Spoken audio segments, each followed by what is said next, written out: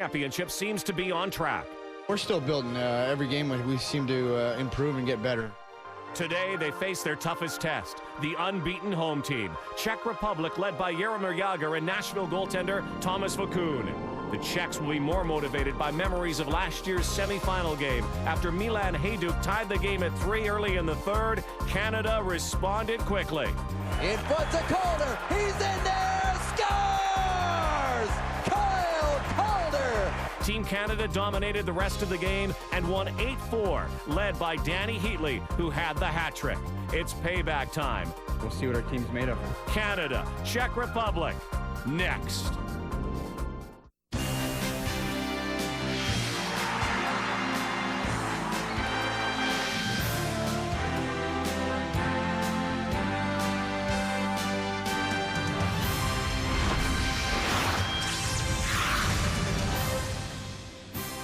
Team Canada has been getting a lot of support in Prague as defending world champions. Not today, however. You know who the majority of the fans in Saska Arena will be cheering for? They're taking on the Czech Republic. And hi, everybody. Welcome to our coverage of the World Championship. I'm Rod Black along with Dave Reed. We can tell you that this is an undefeated matchup. Two teams, unblemished records. Canada did have a tie against Austria early in the tournament.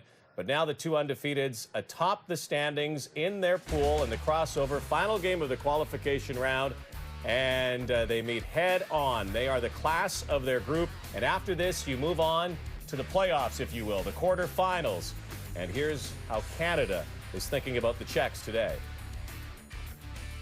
It's going to be a big test for Team Canada, I think. I think they're probably considered the favorite to win this tournament. You know, we played them right before the tournament. We had about half our team, so it was tough. We didn't play really well defensively. They're a very, very offensive team, a lot of weapons, very dangerous. So we just got to play solid on our own end, be simple, you know, get it in there, and we want to play in there end as much as we can. I think we're a good offensive team, and that's what we want to play.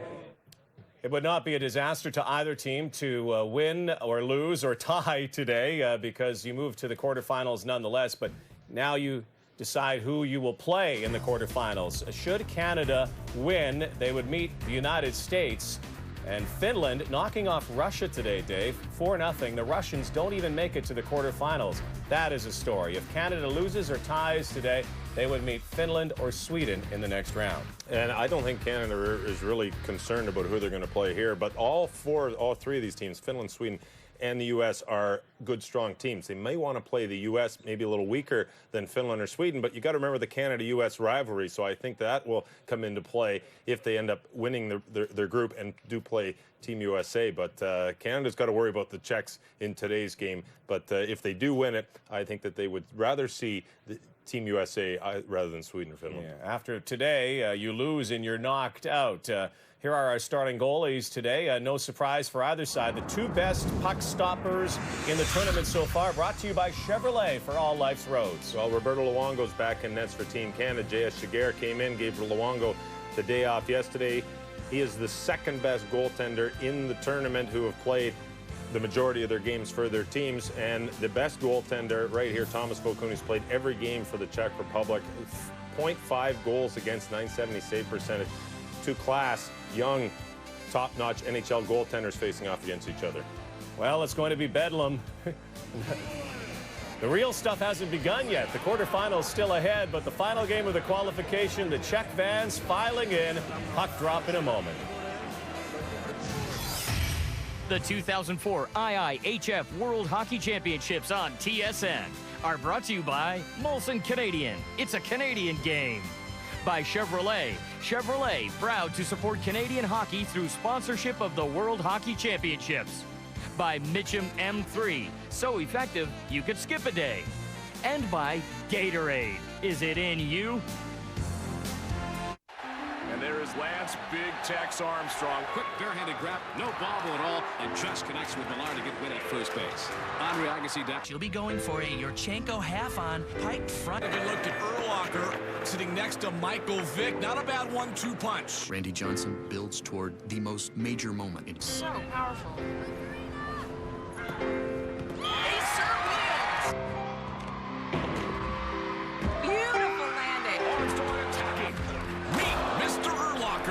Last time time it happened? Pete Weber, Fountain Bowl.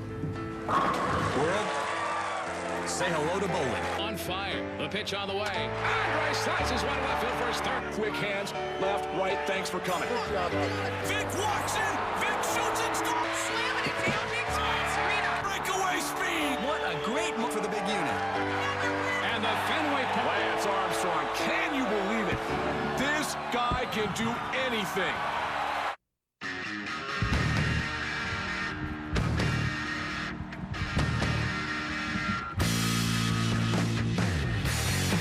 Believe in legends. The time is now to check out GMC. And during our legendary truck event, get into the new Sierra Nevada edition with $1,000 worth of extras on us. Now, at your local GMC dealer. He's a strange dude. I call him like Mr. Strange because like he's strange. And, Here he goes again. These are good. New Chicken McNuggets made with seasoned white meat. The other ones were good, but you never know until something better comes along. So do you think I should paint it green or yellow?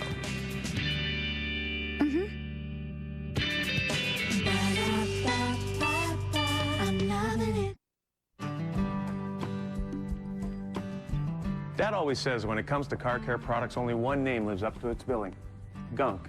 And new Gunk Citrus Engine Bright is no different. It's easy to use and makes your engine look like new because it cleans away grease, dirt, and grime. And you know, son, a cleaner engine runs better. Trusted by mechanics and do-it-yourselfers alike since 1931. Citrus Engine Bright from Gunk.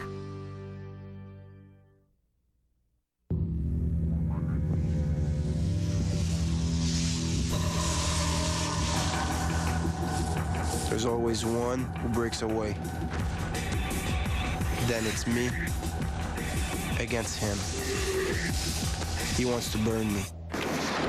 And there's only one way to fight fire. It's here, it's clear. Thirst-quenching Gatorade Ice.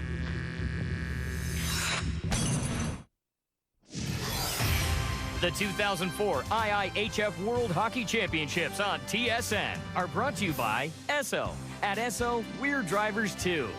By RBC Local Hockey Leaders, recognizing dedicated volunteers who support hockey and their communities. And by Bauer Nike Hockey, accelerating the world's fastest athletes. And here is the Canadian 20, and again, a few subtle line changes the last couple of games, and they have provided results. Danny Heatley coming off a pair of goals, and he had a hat trick last year against the Czechs. Scott Niedermayer has been awesome. And watch for Niedermayer to be all over Jágr today, because Jágr is having a tremendous tournament, leading all players in scoring, and that's why the Czechs are where they are, because of the way Jaromír Jágr is playing. And Team Canada's power play, has been hot. They scored 3 goals last game. That bumped them up to 8th in the tournament at 18.75, but the key for the Canadian power play is to continue to put bodies in front of the net and shoot the puck. Their penalty kill, however, has been tremendous. Here's the Czech lineup. This is like an NHL All-Star game today. A lot of familiar faces, and again, it is their toughest opposition to date at the Worlds. While Team Canada does not want to play in their own zone, you can see lots of offensive capabilities up front on this team. They've got to put the puck deep in the Czech zone, keep the puck down there, force the defense who would rather play an offensive style game to make the turnovers, and that's where Team Canada will succeed. And of course, you always have to watch number 68. Well, he's obviously one of the best players in the NHL, obviously one of the best in the world. And you got to remember, he is playing in Prague. He is playing in his home country, so you're going to see more plays like that digging. You don't see it as much in the National Hockey League, but you'll see it today. He has his own sports bar there, too, Jaromír Jágr. Here is what Canada has done in the penalty kill. Perfect so far. The Czechs operating at 30%. Well, this is a true test for Team Canada's penalty killing. They are perfect, but they are playing the best at 32.3% on Czech power play. So for Team Canada, discipline is going to be a key in this game. The emotions are going to be unbelievable because of the way the crowd is going to be hollering for the home team. Canada's got to make sure they stay out of the penalty box. You don't want to put the best power play in the tournament on the ice. Even if your penalty killing is top-notch, you got to remember, when you are perfect, you're due for a lapse. So you could say that, I guess, about the power play. But Team Canada doesn't want any part of the Czech power play. Tough opposition, tough crowd today. Let's go to Prague. Our commentators, Dave Randorf and Gary Green. Gentlemen. Thanks a lot, Rod. Hi again, everybody. And it gets interesting tonight here in Prague against a quality opponent in the Czech Republic. Now, let's be honest, win or lose really doesn't matter, doesn't affect the long-term goal of winning gold. However, what Canada wants to do tonight is play their game and play it well regardless. Well, they played a very solid game against Germany, and Mike Babcock, the coach of Team Canada, wants them to do exactly the same thing, especially in a couple of areas. They played really well between the neutral, in the neutral zone, I should say, because they didn't stick handle a great deal. They put that puck in deep, and when they did put it in deep, they kept it away from the goaltender. In the Germany game, that was against Kolzig. In this game, Vokun handles the puck even a little bit better. He also wants them to make sure that they take the body and take it well on the Czech Republic defenseman. And as he pointed out, put their noses right up against the plexiglass, and they can hardly make one of those long 100-foot passes if you're doing that to them. The other adjustment that he's going to make, he's going to switch the wingers right here on Horkov's line, meaning that Ryan Smith is going to go over to the right side and Rob Niedermeyer will play the left. Playing the left for one reason. He's going to match up lines today. He wants Rob Niedermeyer out there against Jaromir Jagr. So this will be the first time that he's really been concerned about line matchups. And this is going to be the first time Canada faces the wild, noisy, hostile home crowd here in Prague. They're going to be decked out in all the colors with their noisemakers and their helmets, one of which I happen to have right here, Greener. I got one for you, too. You get a 2-minute penalty. You don't have your chin strap done up. Oh, well, I love these things. Rod? Yeah. I don't know what size that is, but it looks good. There are the Czechs. Team Canada coming to the ice. Roberto Luongo leading the way. Puck drop next.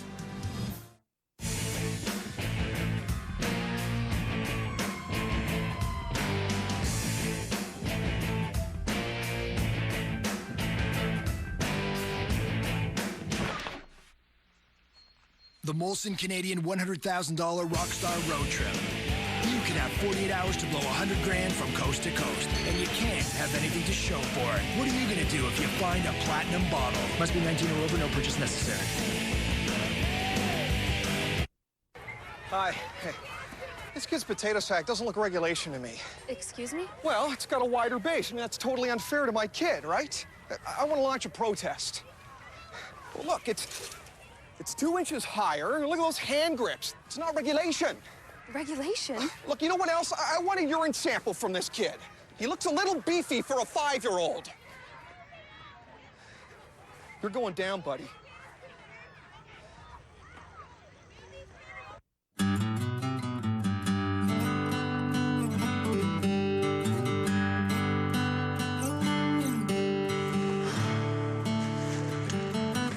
What are you doing? Just thinking. About what? The yard. It's disgusting. Well, use a little fixing up. You got any ideas? I'm thinking. Refreshing your backyard in just a spring weekend is easy with a little imagination and a trip to Canadian Tire. That's like a fireplace right there in the backyard. That has character. Yeah. Can you see it? Yeah, I can. Get a load of this. Excuse me, what's this? This is our new outdoor sink cart. You can prepare your food outside. Oh, works. Hi. Things just get a little easier No, it looks good. when you start at Canadian Tire. I'll start with you.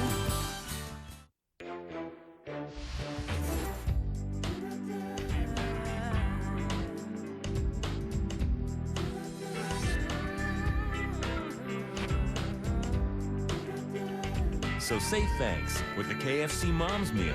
Original recipe seasoned chicken, delicious salads, crispy fries, and for dessert, a decadent double fudge chocolate cake. But hurry, it's a limited time offer. The KFC Mom's Meal. There's more in the bucket.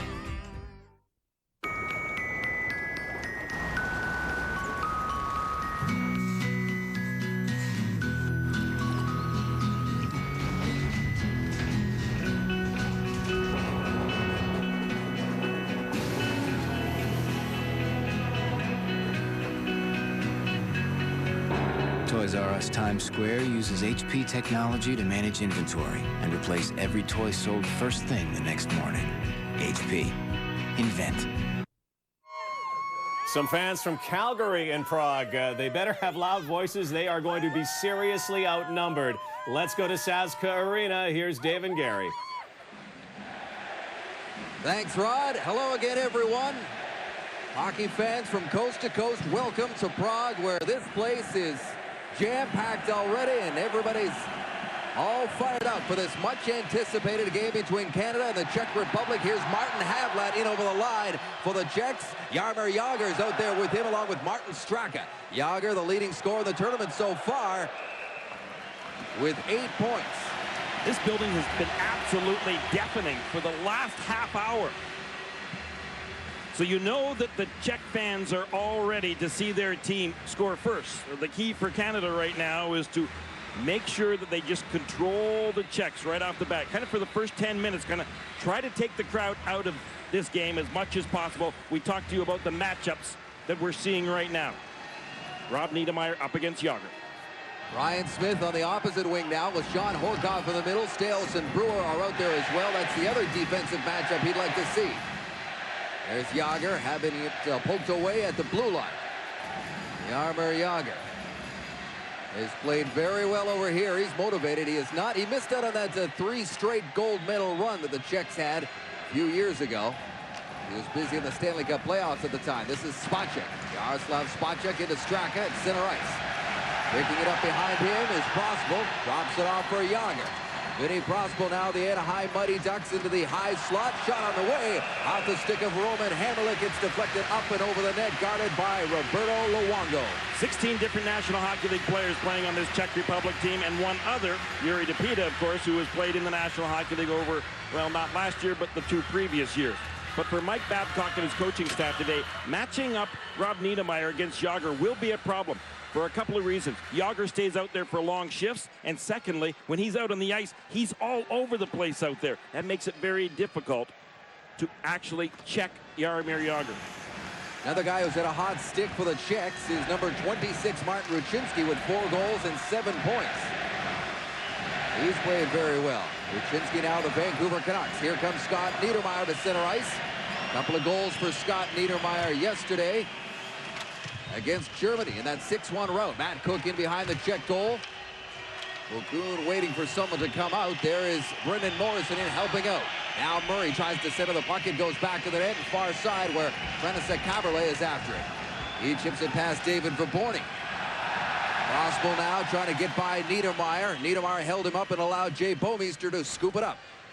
Banks it off the boards now. Jan Hayda's given a bump. Daniel Briere follows up on the play. Penalty call coming up here along the near side. First call of the game. Looks like it's going to Matt Cook. What Mike Babcock said about both Cook and Morrow is he doesn't mind them taking penalties, but they have better been really good penalties. He wants them to keep their elbows down, the high sticks down, and just use the shoulders, though, in which case, in international hockey, you're apt to get boarding penalties. He can live with those boarding penalties, and he said our penalty killers will kill them off. But this one wasn't a boarding penalty, it was an elbow. The Czech power play has been awesome. It's ranked number 1 in the tournament, 32%. They have 10 power play goals in 5 games. Been a big part of their 5-0 record, and they're going to go to work right here. Number 73 is Peter Pruka. He's up front with Jágr and Havlat, who's playing his 2nd game of the championship after coming over from the Ottawa Senators. And also he came here and he had the flu, kept him out of some early games. Now Jágr in over the line, tries to make a move around Staios. Gets the puck back and down low, looking for Pruka. There's Eric Brewer flipping it down the ice. Out of his net to handle it is Thomas Vokoun. 34 wins on the season for Vokoun. Puck is centered in front, rolls to the far corner. Morrow into his teammate. They get it to the line, but not out. Now here's Havlat. Lets it go by. Niedermayer with it now, hard off the boards and down the ice. 1 minute gone in this opening power play here for the Czech Republic. As Martin Straka now, the Czech captain, Starts it up the ice, getting it to Vaborny. Vaborny with a dump in around the boards. Rolls out into the open ice. There's a quick snapshot off the stick of Prospel, and Luongo saw that.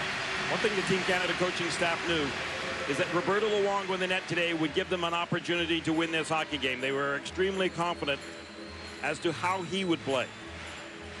Roberto Luongo's accustomed to facing lots of shots, and he's accustomed to facing these shooters that are out on the ice today. Daniel Briere with a good face-off win in the Canadian zone, but the clearing attempt off the stick of Morris was a little high and into the netting.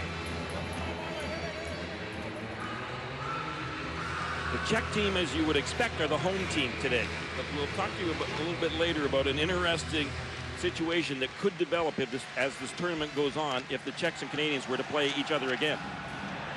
That pass looking for Frantisek Kaberle. It comes out of the zone. Well, I've got time to explain it now. If, in fact, the Czechs and the Canadians were to meet in a gold medal game, and if the Czechs were to win today, Canadians would end up being the home team. Figure that one out. Well, it's because of the IIHF rules, and if you are the home team against Canada this time, you cannot be the next time you face each other the home team again. There are some strange rules. Canada, the #1 penalty-killing team so far here in the championship, is showing why they are just that. There's only about 3 seconds to go in the power play, and the Czechs have barely had an opportunity. Now it's over, teams back at even strength. Ruka misses the puck, it's chipped out. Out of play, face-off coming up outside the Canadian line. 4 minutes gone, no score between Canada and the Czechs. What's really important in building something better? For RBC, it's you, our client. Good things happen when our strength works for you. Remember the first time you experienced the freedom of accessing your money outside bank hours? Today, specialists in mortgages, investments, and insurance come to you. But it doesn't matter how often we're first, unless it puts you first. RBC Financial Group. First for you. The RBC Local Hockey Leaders Program recognizes dedicated volunteers that support hockey in their community. This season, RBC has donated over $100,000 on behalf of 14 regional winners like Art Como of St. John, New Brunswick. For more information, visit rbchockeyleaders.com. Canada coming into this game with a 14-game unbeaten streak at the World Championship. They have not lost since May of 2002 against Slovakia in a playoff round game. They've been on a roll ever since. Thomas Vokoun saw that one all the way. He got a lot of work this year in Nashville and played very well for Barry Trotz and the Predators. And Mike Babcock was talking about the fact that Vokoun also handles the puck even better than Olaf Kolzig does, who, of course, Canada faced the other day against Germany. And they kept it away from Kolzig for the most part. They want to make sure that they keep that puck away on dump-ins, away from Vokoun today. Here's Danny Heatley, 5 goals in the tournament, tied for first, along with Olli Jokinen from Finland. In behind his own net now is Jiri Dopita, the Czech national team veteran, playing in his 8th World Championship. He started the rush. Now they're at the blue line. Dopita's right in there, scores!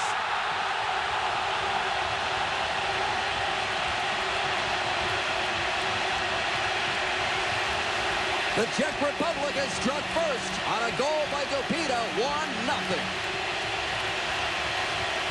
It looked rather innocent at the time, but you could see the way that Dopita just stopped that puck with his hand, put it right down when he received that pass. And then, as Roberto Luongo went down, Dopita found the room. And while that was happening, Puka ended up going down on the ice as though he was hurt. And I thought that Canada were getting a penalty. And Briere is in the penalty box right now, in fact. So a roughing call against Briere and a goal against Luongo off the stick of Dopita. Not a great turn of events here for Team Canada.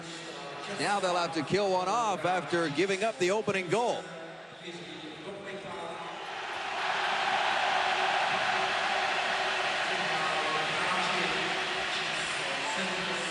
Jiri Dopita is a guy who's played an awful lot over here. He's a living hockey legend right now.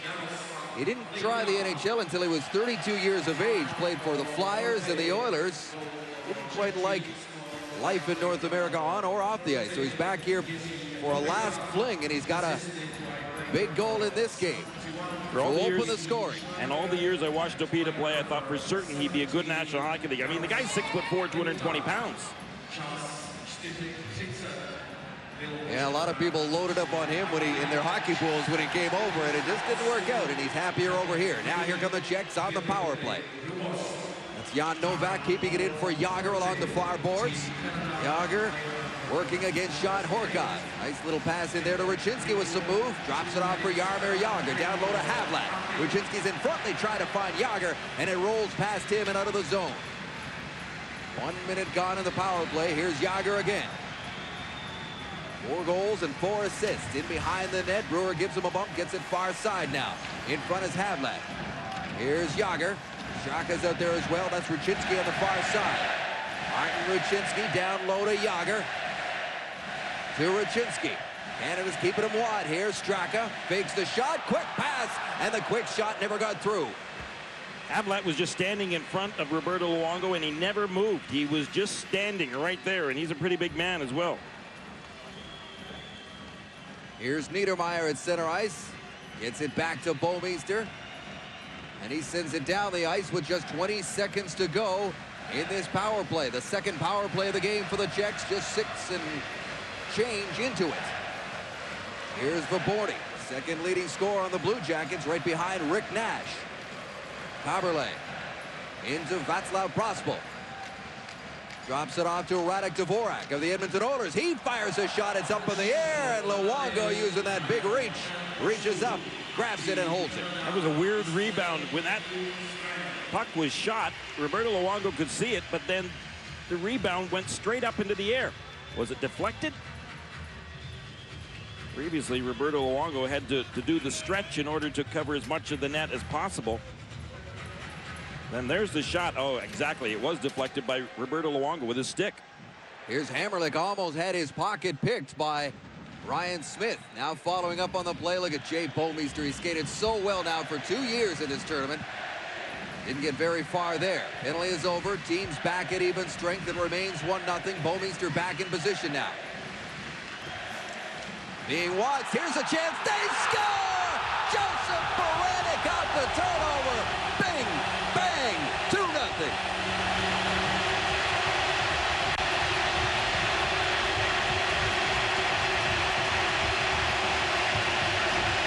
Well, throughout this tournament, Canada really haven't been accustomed to much pressure in their own end. Jay Bouwmeester ended up giving up the puck, and it was a bad giveaway because Baranek was parked right in front of the net in the best scoring position out in the slot, and when he received that pass, he wasted no time whatsoever. That was a great shot. There wasn't much room there past Roberto Luongo, but Baranek found it. Yeah, if you're wondering where Baranek is, the former NHL veteran of 9 seasons, has played the last 3 seasons right here in Prague. And how's that for his touch? Doesn't appear to be too rusty. Picked the top corner there as Radek Dvorak made Bouwmeester pay, and the Czechs are right back on the attack here. The explosive attack of the Czech Republic. All over Canada right now.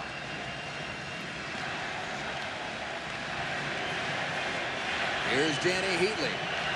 Trying to work his way in. Morrow following up on the play in against Jan Novak. Morrow, a little aggressive there in the corner. He's got to be careful. It's a fine line. Babcock wants him to play with an edge, which he's been doing. They can't afford to take any more penalties. They've already taken 2 here. They've killed them both off. Both goals have been scored at even strength. Nearing the 8-minute mark here of the first. Now dancing in is Cook with Murray in front. Matt Cook takes the shot, and it was deflected in front. Good surge there by the Vancouver Canuck forward. Here's Eric Brewer now. To Cook. Tries to get it up towards the center ice area for Murray. Goes down the ice. Icing is the call. We'll be back to Prague right after this. You like simple better than complicated. You like quick better than slow. So use SpeedPass to pay at Esso. It's fast. There's no fumbling with cash or cards. And it links to a credit card account you already have. To get your free Speed Pass, call us toll-free or visit speedpass.ca. You'll like how easy it is to get where you need to be. How do we know? We're drivers too. Don't forget, NHL hockey playoffs live here on TSN, 8 o'clock. Tomorrow night, 5 Pacific. San Jose Sharks against the Colorado Avalanche, still alive, still breathing in the postseason. Let's go back to Prague with Canada down 2-0.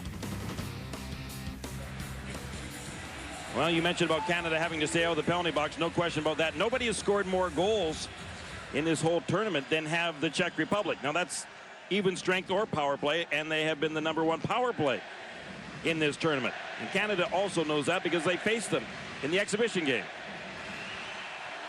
That shot goes in towards the goal. You can barely hear the whistle, if at all, here in Saska Arena. I thought Ryan Smith was offside there, but they allowed the play to continue, and Vokun has to cover up.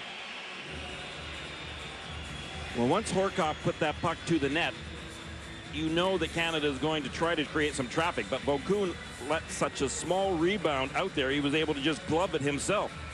But he had a little bit of traffic then, ending up right on top of him. Good face-off win, feathered in front. Williams can't get his stick loose. Puck was lying there and cleared by the Czechs. Decent execution by Canada off the offensive face-off, and they almost clicked. Now Patrice Bergeron, first man into the corner. Williams in there helping out against Yuri Slager. Williams can't find the handle on it. Now here's Berenik, the most recent goal scorer, dropping it off for Slager. He goes far side, was looking for Radek Dvorak, who just dumps it in. You'll see the Czechs, they really spread it out.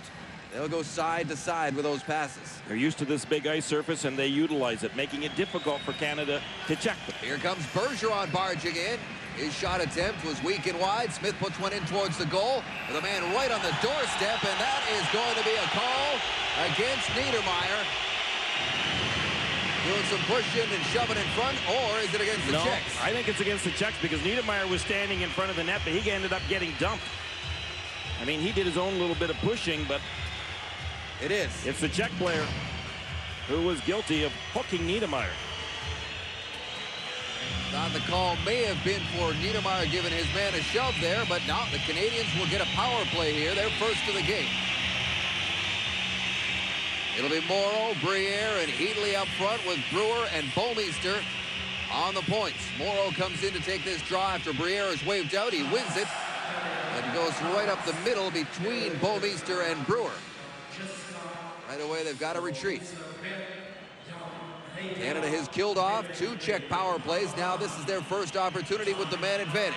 Little flip ahead looking for Heatley, who had a couple of goals yesterday against Germany.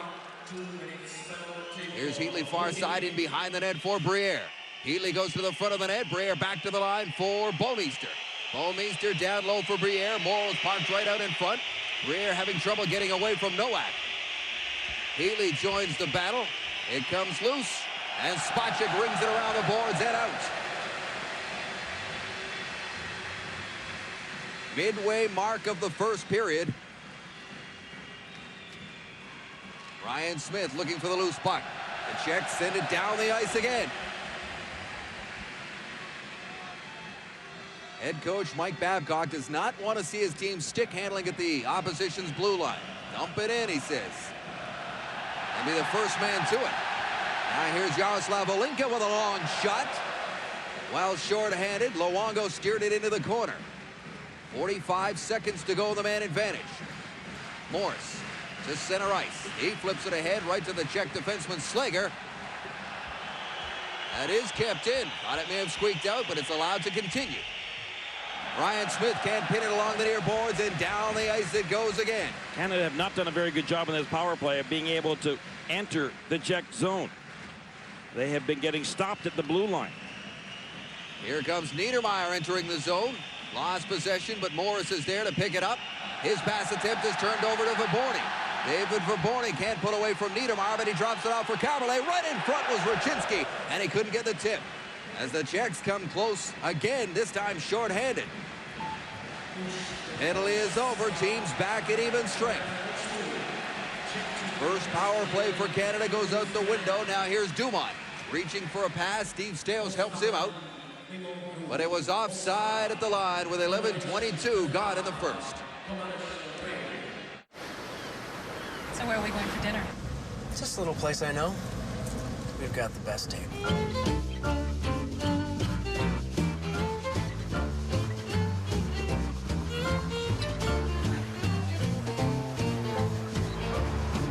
Introducing the new Chevrolet Equinox.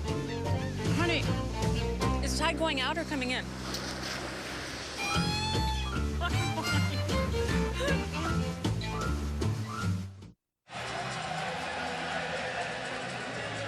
Good look there at Mike Babcock. Trying to get his team to regain their balance here and get the next one. Yeah, not really the game plan right now. Down 2-0 halfway through this first period of play. The crowd had been absolutely wild, and this Czech team had been skating and moving that puck and shooting it when they've been given the opportunity to. Canada have got to kind of refocus here and get right back to their game. Nick Schultz dumps it in there. Williams plays the body. Well, the Czechs come out. Here's Baranek with numbers. That's Jan Hlavich, who's given a hard rub by Jeff Friesen. He drops it off for Dvorak. Schultz pokes it away from him and then goes after it. He'll leave it for Morris. Up to Bergeron and out. Here's Dvorak, who was second on the Oilers in scoring, right behind Ryan Smith. Schultz now at his first World Championship. They love the way he's playing over here, coached by Jacques Lemaire in Minnesota. They say it shows. Now here come the Czechs.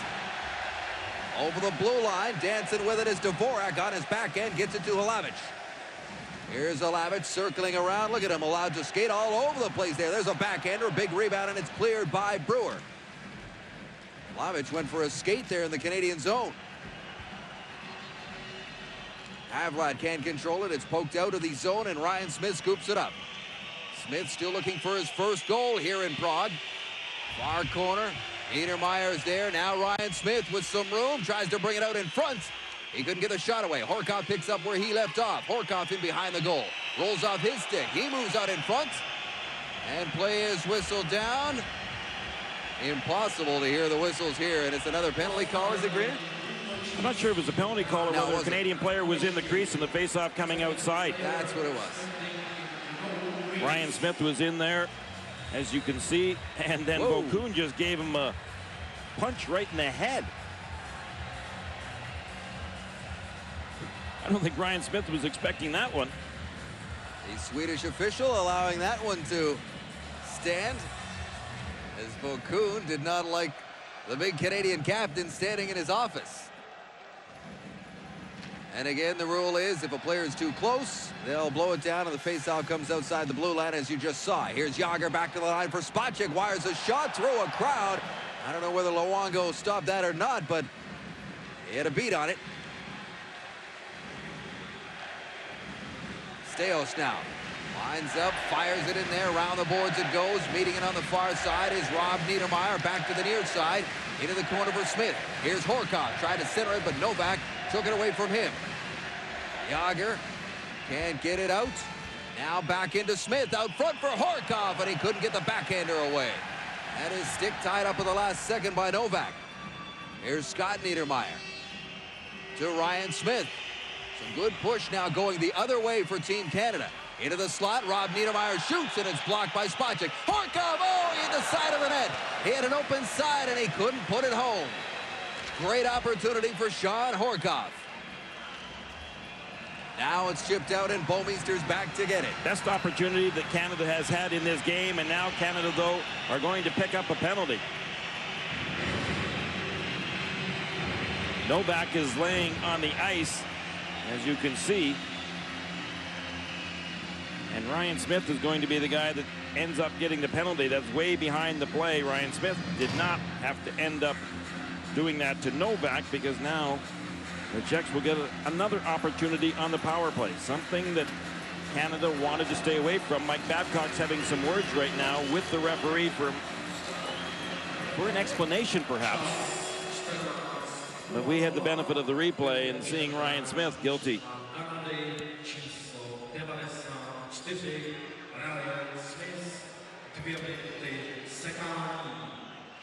The third Canadian penalty of this first period. We're 14 minutes into it. They've dodged the bullet so far against the #1 power play unit here at the championship, showing why they're the top penalty-killing team here so far in Prague. Ruchinski can't get it deep, and Niedermeyer sends it down. Vokun gets it right out to Roman Hammerlich. Here's Hammerlich now. Looking for an outlet to pass it. Instead, he'll just fire it in. Goes round the boards. Morrow can't control it. It's back on the point for Prospel. Václav Prospel drops it off for Kaberle. Over on the far side now, the Czechs with it. As Ruchinski into Prospel. Back to the point for Hammerlich. Kaberle gets back into position. This is Roman Hammerlich into the far corner now. Long pass out to the point for Kaberle.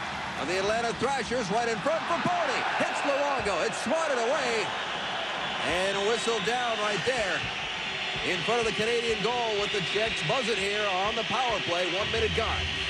Canada did a pretty good job, though, of collapsing, but unfortunately right there, Brendan Morrow ended up committing himself way too soon, and as a result, kind of put Canada at a disadvantage. You see Bo Mister ending up batting that puck away after that puck went up in the air once again. That's happened to a couple of times on Roberto Luongo on rebounds in this game. And you can see right away he was pointing at his mask. It hits him in the face, and that is an immediate face-off over here at the World Championship. This one coming to the left of Roberto Luongo, who has never lost at the Worlds. Comes into today with a record of 8-0-1 at the World Championships.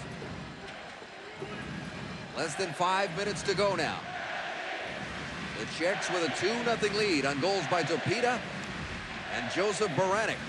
Baranek now with it in the far corner, gets it in behind the goal. Comes to the point now for Spacek. He goes cross ice for Novak, fires a shot that's wide of the mark. Spacek keeps it in. This is Dvorak. Turns it back towards the point for Spacek. Back to Dvorak now, as the Canadians have them spread right out on the perimeters. Alavic can't get it in front. Baranek can't either. There's Justin Williams. Turns it over momentarily there for Alavic. Now he's in behind the goal. In close quarters, Alavic still with it. It's bouncing around all over the place in there. Just 8 seconds to go in this power play. And now Eric Brewer will dump it down the ice and kill the remaining few seconds. Good patience on Eric Brewer's part. I'm sure that he wanted to kind of jump into that fray and grab possession of the puck himself, but he held his position.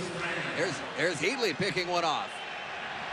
But he dropped it off to Briere, who lost it. Now here's Slager jumping up on the play. Far side, in front. Nobody was there except for Derek Morse.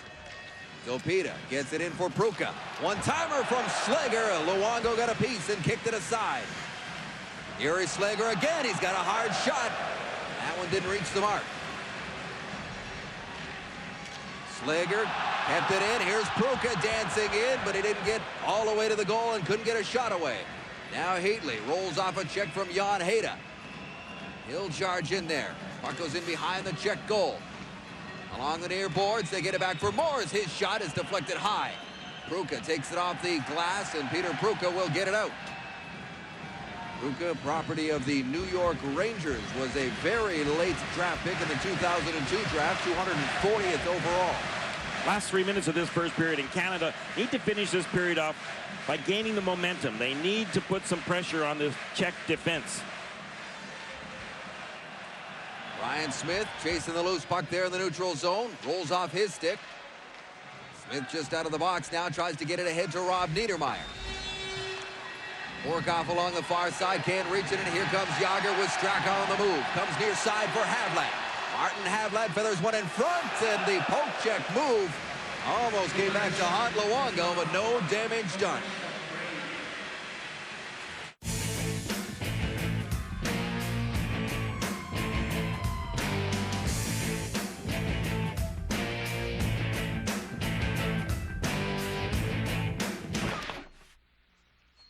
The Molson Canadian $100,000 Rockstar Road Trip. You can have 48 hours to blow 100 grand from coast to coast, and you can't have anything to show for it. What are you going to do if you find a platinum bottle? Must be 19 or over, no purchase necessary. In Ostrava, undefeated Slovakia and Sweden on the ice. Scoreless first period. Sweden might be an opponent for Canada in their next game in the quarterfinal. We'll see how it plays out. Back to Prague. Sweden can finish first with a win tonight or all the way down to third with a loss. It's that tight over in that very tough group in Ostrava, in which Russia is done. As far as quarterfinals are concerned, they are finished. Coached by Viktor Tikhonov. Didn't work out well in his return. Here's Scott Niedermayer carrying it in over the line, but one of his teammates, I believe Cook, was a step too early. Offside. Well, one of the things that I'm sure Mike Babcock will address with his team at the end of this first period is, first of all, their forecheck today. They have been guilty again of handling that puck way too much at the blue line, and as a result, the Czechs will just turn it over and their transition gains very quick. Secondly is that when the Czechs are on the offensive rush, Canada have not been guilty of being outnumbered, but they have been guilty of giving up that blue line and allowing the Czechs to enter the zone when there was no need for it. Hammerlich blew a tire there. Murray was right there, but he couldn't pounce on the loose puck. Now it comes out. Niedermayer back in position before Havlat could pull away. Here comes Brendan Morrison trying to split the D. A weak backhander goes wide. Vokun sends it around the glass.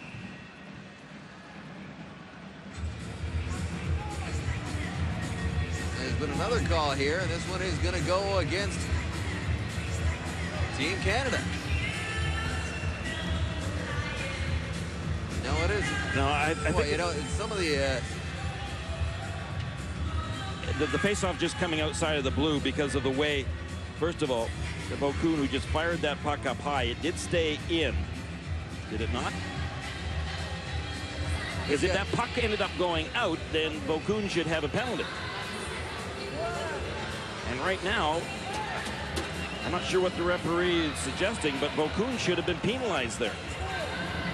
Well, we saw Archer Zerbe take a similar penalty, and that is going to be the call, delay of game. So there was a call on the play. It was just unclear as to who it was, who he was pointing at. I knew he was pointing at somebody. Oftentimes, confusion reigns out on the ice here. I think everybody's getting the word on both benches. But what they're asking for is, but it shouldn't come out, though.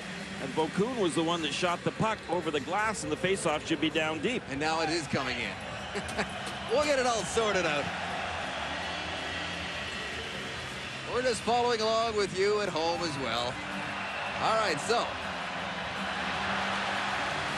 they signaled a penalty. You saw it up on your screen, but there is no penalty call now. But the faceoff is in the check in, so no power play. And yet they had the penalty up there. Yeah. Now that might be the first time that a coach has been ever able to change a referee's mind. Slava Leonard was having some discussions, and they've taken the penalty away from Thomas Vokun. Amazing. So it remains 5-on-5. Straka to Yager, trying to work against Brewer, who falls down. Yager's right in, and it rolls off his stick. Jaromir Jagr, who has not put up the points the last few seasons like he has in the past. But he's been dangerous over here, that's for sure. Morrow in over the line, tries to snap a shot. Didn't get far. Straka. Far side for Verborny. Verborny moves into the middle, gets it to Straka. Straka takes a weak shot. Luongo lying there. Verborny with the rebound. Luongo's got that. They're still banging away at it, and it comes loose. Now there's a penalty call coming up here. And this one is going to go against the Czech Republic. It's going to be Martin Havlat.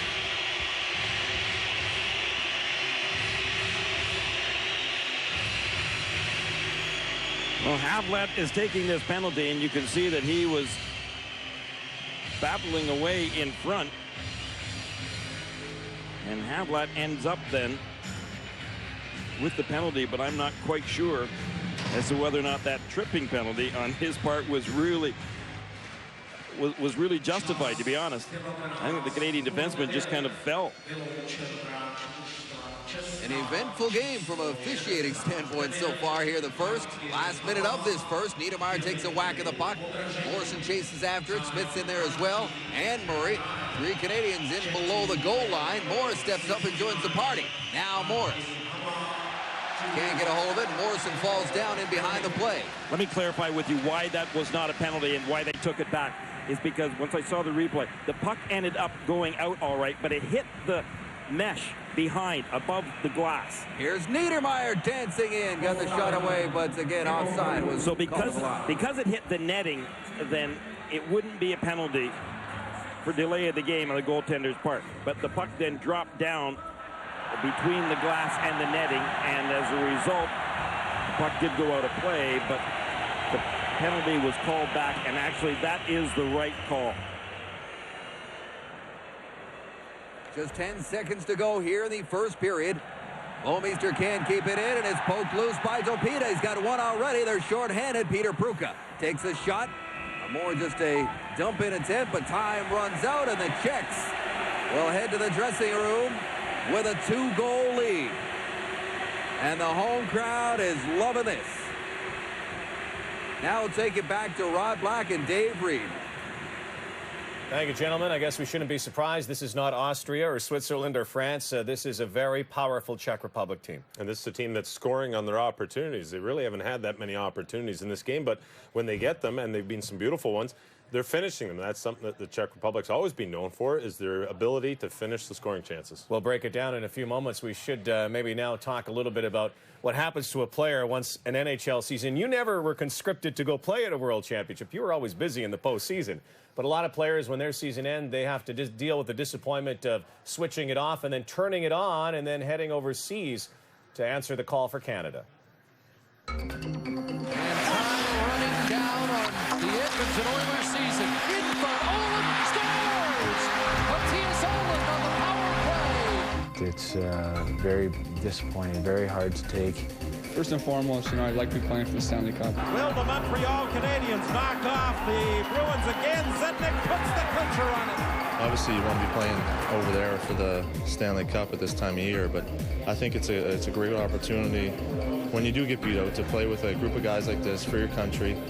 And you know what?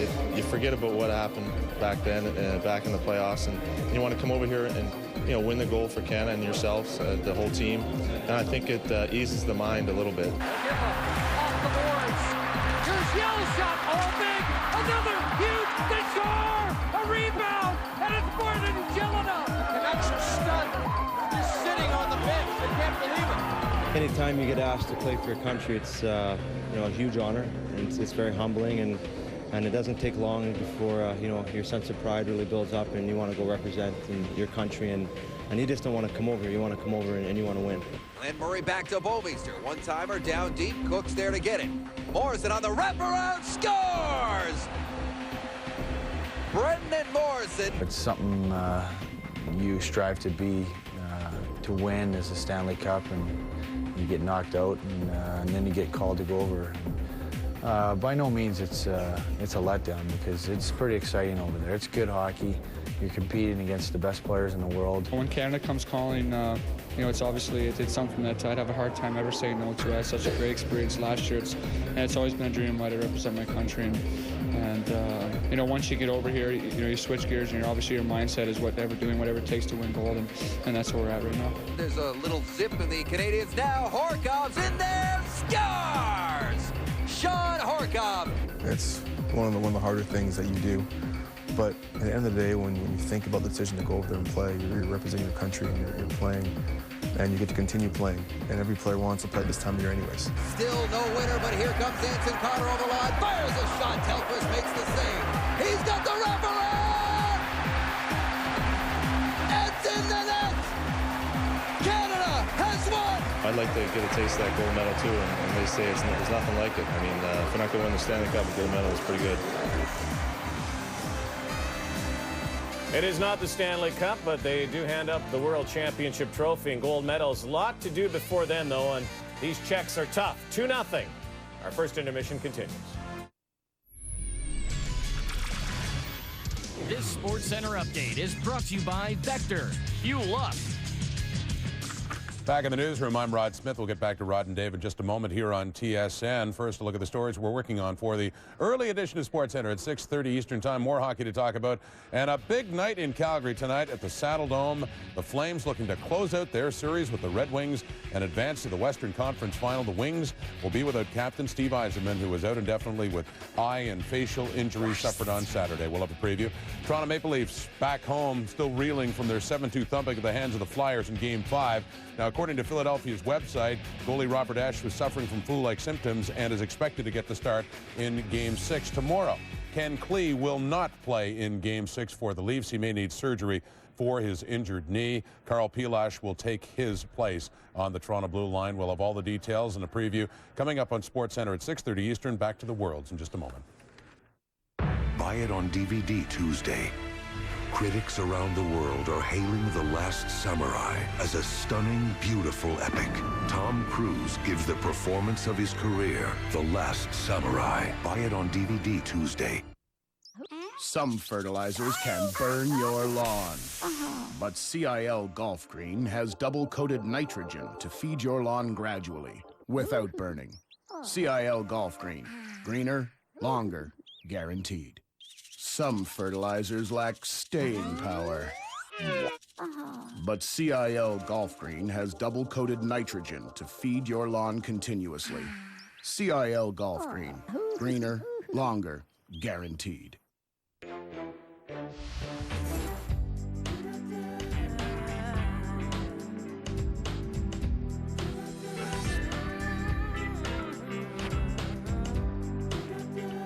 So say thanks with the KFC Mom's Meal.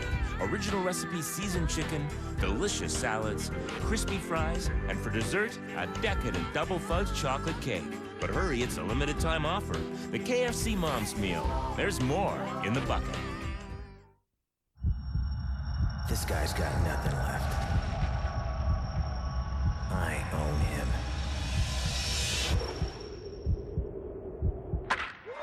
Great plays start at Source for Sports. We know our stuff.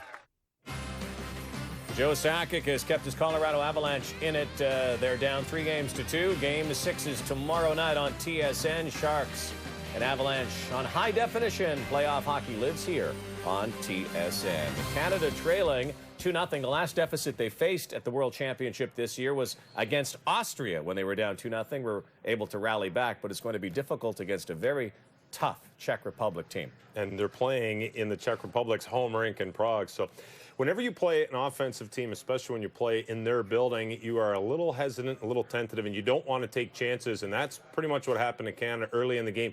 And it cost them both goals. We're going to have a look at the first goal. You've got a good back check on the play, and it's a simple pass up the ice. As it comes to the point, this is what I'm talking about right here. The Canadian defense are backing off the blue line. If they can step up and stay with this man, there's no play. You'll find Danny Heatley, he picks up Yuri Slager going to the net, but as this play moves on, you're going to notice Scott Niedermayer playing it in the NHL rinks in the middle of the rink instead of the large ice surface. Here's Niedermayer in the middle of the rink.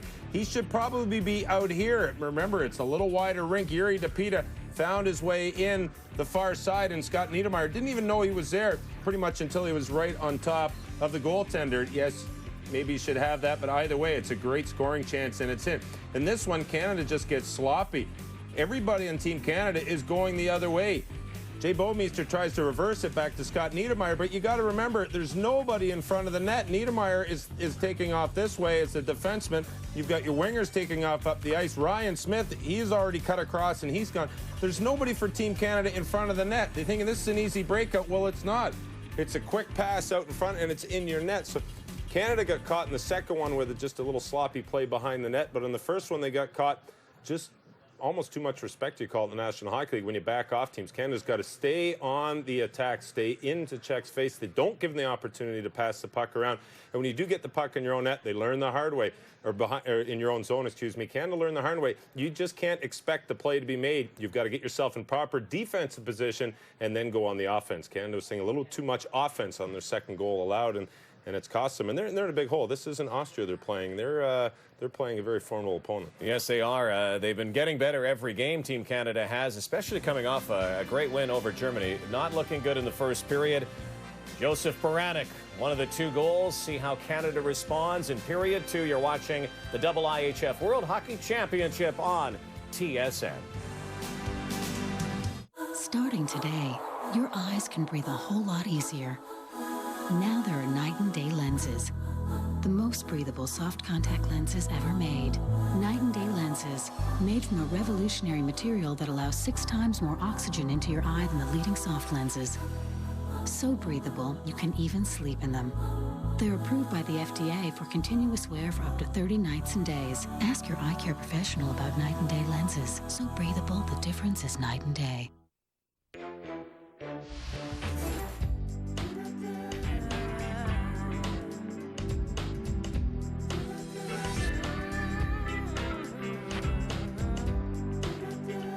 So say thanks with the KFC Mom's Meal.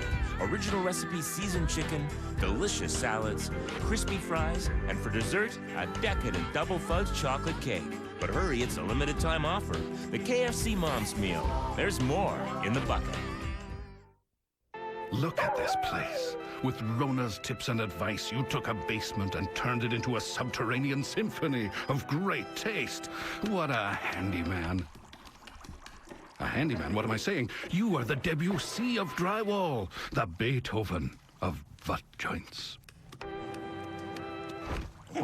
Now all you have to do is put that door on the laundry room. Make it happen with Rona, the how-to people.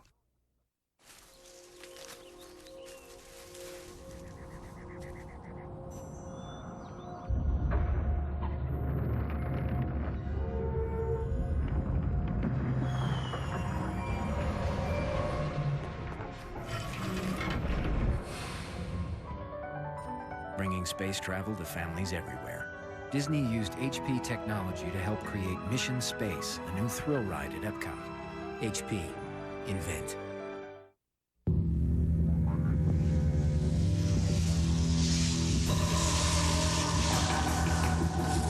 There's always one who breaks away. Then it's me against him. He wants to burn me. And there's only one way to fight fire. It's here, it's clear. Thirst-quenching Gatorade Ice. Just in time for Mother's Day. Spring is here, that time of year when you'll do anything for love. My boyfriend said I was getting fat. Being Prime Minister, I could just have him murdered. No matter how embarrassing. How long have you been in love with Carl? Do you think everybody knows? Yes. Buy Love Actually on DVD or VHS and get $5 off the soundtrack. See inside for mail-in offer. Why don't you come back and sleep at our place? All we have is one little bed. Praise the Lord. Love Actually. Own and give the DVD and video today.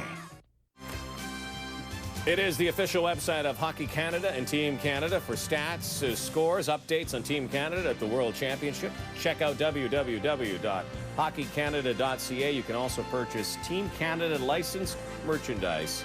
hockeycanada.ca, your website to the world, including live scoring. Here's our first period summary. Well, not much of your Team Canada fan. 2-0 for the Czech Republic, but the shots were 12-6. The good thing for Team Canada, shots were for the Czech Republic 12-6. Good thing for Team Canada is that they were 3 for 3 on the penalty kill, so that strong power play of the Czechs was kept off the scoreboard. See what happens. Period 2 is straight ahead, and nighttime in Prague, one of the most beautiful cities in the world. They love their hockey, and they got to love the results so far. We'll be back in a moment. Whoa. What are you doing? Playing hide and go seek. That's hide and seek? I found you in 2 seconds. Get out of there. If you want to win this game, you got to do a lot better than that. Right? Come on. Get in. Hustle. Now that's the way you play the game. He's a strange dude. I call him like Mr. Strange because like he's strange. Here he goes again. These are good. New chicken McNuggets made with seasoned white meat. The other ones were good, but you never know until something better comes along. So do you think I should paint it green or yellow?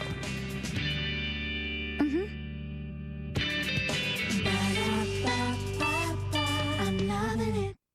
Twinkle, twinkle, little star, how I wonder what you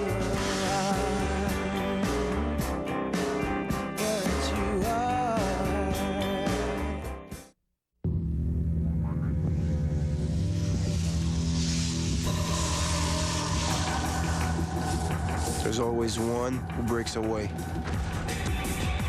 Then it's me against him. He wants to burn me. And there's only one way to fight fire. It's here, it's clear. Thirst-quenching Gatorade Ice.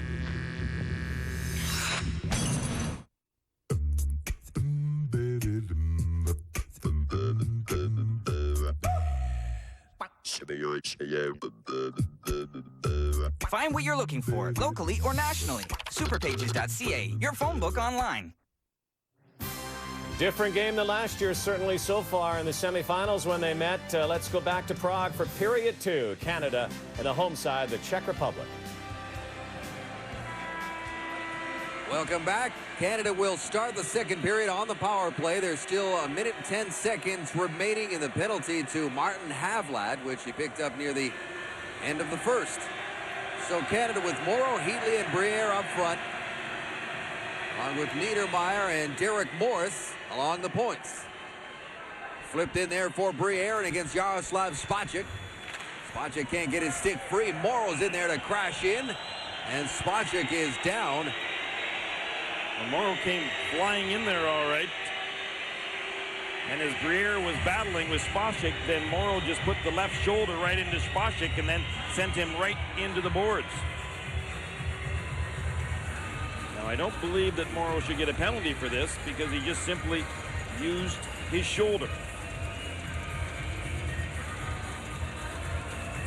Boy, he really connected there with Spacek, who missed a considerable amount of time this season with Columbus, missed about 24 games with a groin injury. He's been a very effective player for them, but he seems to be maybe, you think, favoring his shoulder? Is he winded? It's all a guess from here, but Morrow certainly stepped into him. Well, he got hit hard, no question about that, but Morrow also took advantage of the fact that Spacek was looking down at the puck. It wasn't as though Spacek had his back to Morrow by any means, but he was looking down in his feet for possession of that puck. Watch it again from this angle, and you'll see that Spacek ends up looking down, and he didn't see Morrow coming right at him. And Spacek is definitely hurting, and he is going to head off to the dressing room for some medical attention. And that's a big loss for the Czechs right now. He's played a lot for them and has played well. This is his 5th World Championship. He's an experienced player. He's got gold medals from the Worlds. He's got a gold from the 1998 Olympics. And, you know, I think when you see this, it's not the shoulder. I think that he ended up catching him right on the chin. And as a result, Spacek is being wheeled off from the stretcher. You don't want to see that to any player by any means. But at the same time, it was a good, solid hit by Morrow. Hopefully, Spacek will be all right. Well, I guess that's what they call Canadian hockey over here. All the other reporters from around the world wondering why they're not playing Canadian hockey. Well, they just saw it right there, and they remain on the power play for 48 seconds. Morrow is still out there as well. Here's Scott Niedermeyer onto his backhand, flips one towards the goal. Briere! Oh, I think he hit the post as he turned and fired one, and it stays out of the net. Kept in by Moore. Shot on the way through a crowd. Stopped by Vokoun. Penalty coming up here. It's going to be a cross-checking call against Scott Niedermeyer. Well, Canada were putting the pressure on, but they got to stop missing those open nets. They've had a couple of them in this game. Talk about some cross-checking. I mean, Vokoun was as guilty as anyone out there at cross-checking, as he ended up cross-checking Morrow, but it's Niedermeyer that originally went to the box, but then he ended up turning around and coming back out. It is the Czech. The Czechs that should have got the penalty for cross-checking. Yeah, well, Niedermeyer skated right over towards the box. I just thought I was going towards against him. I should stop. I should just wait until the call's made today. Nobody is headed to the box.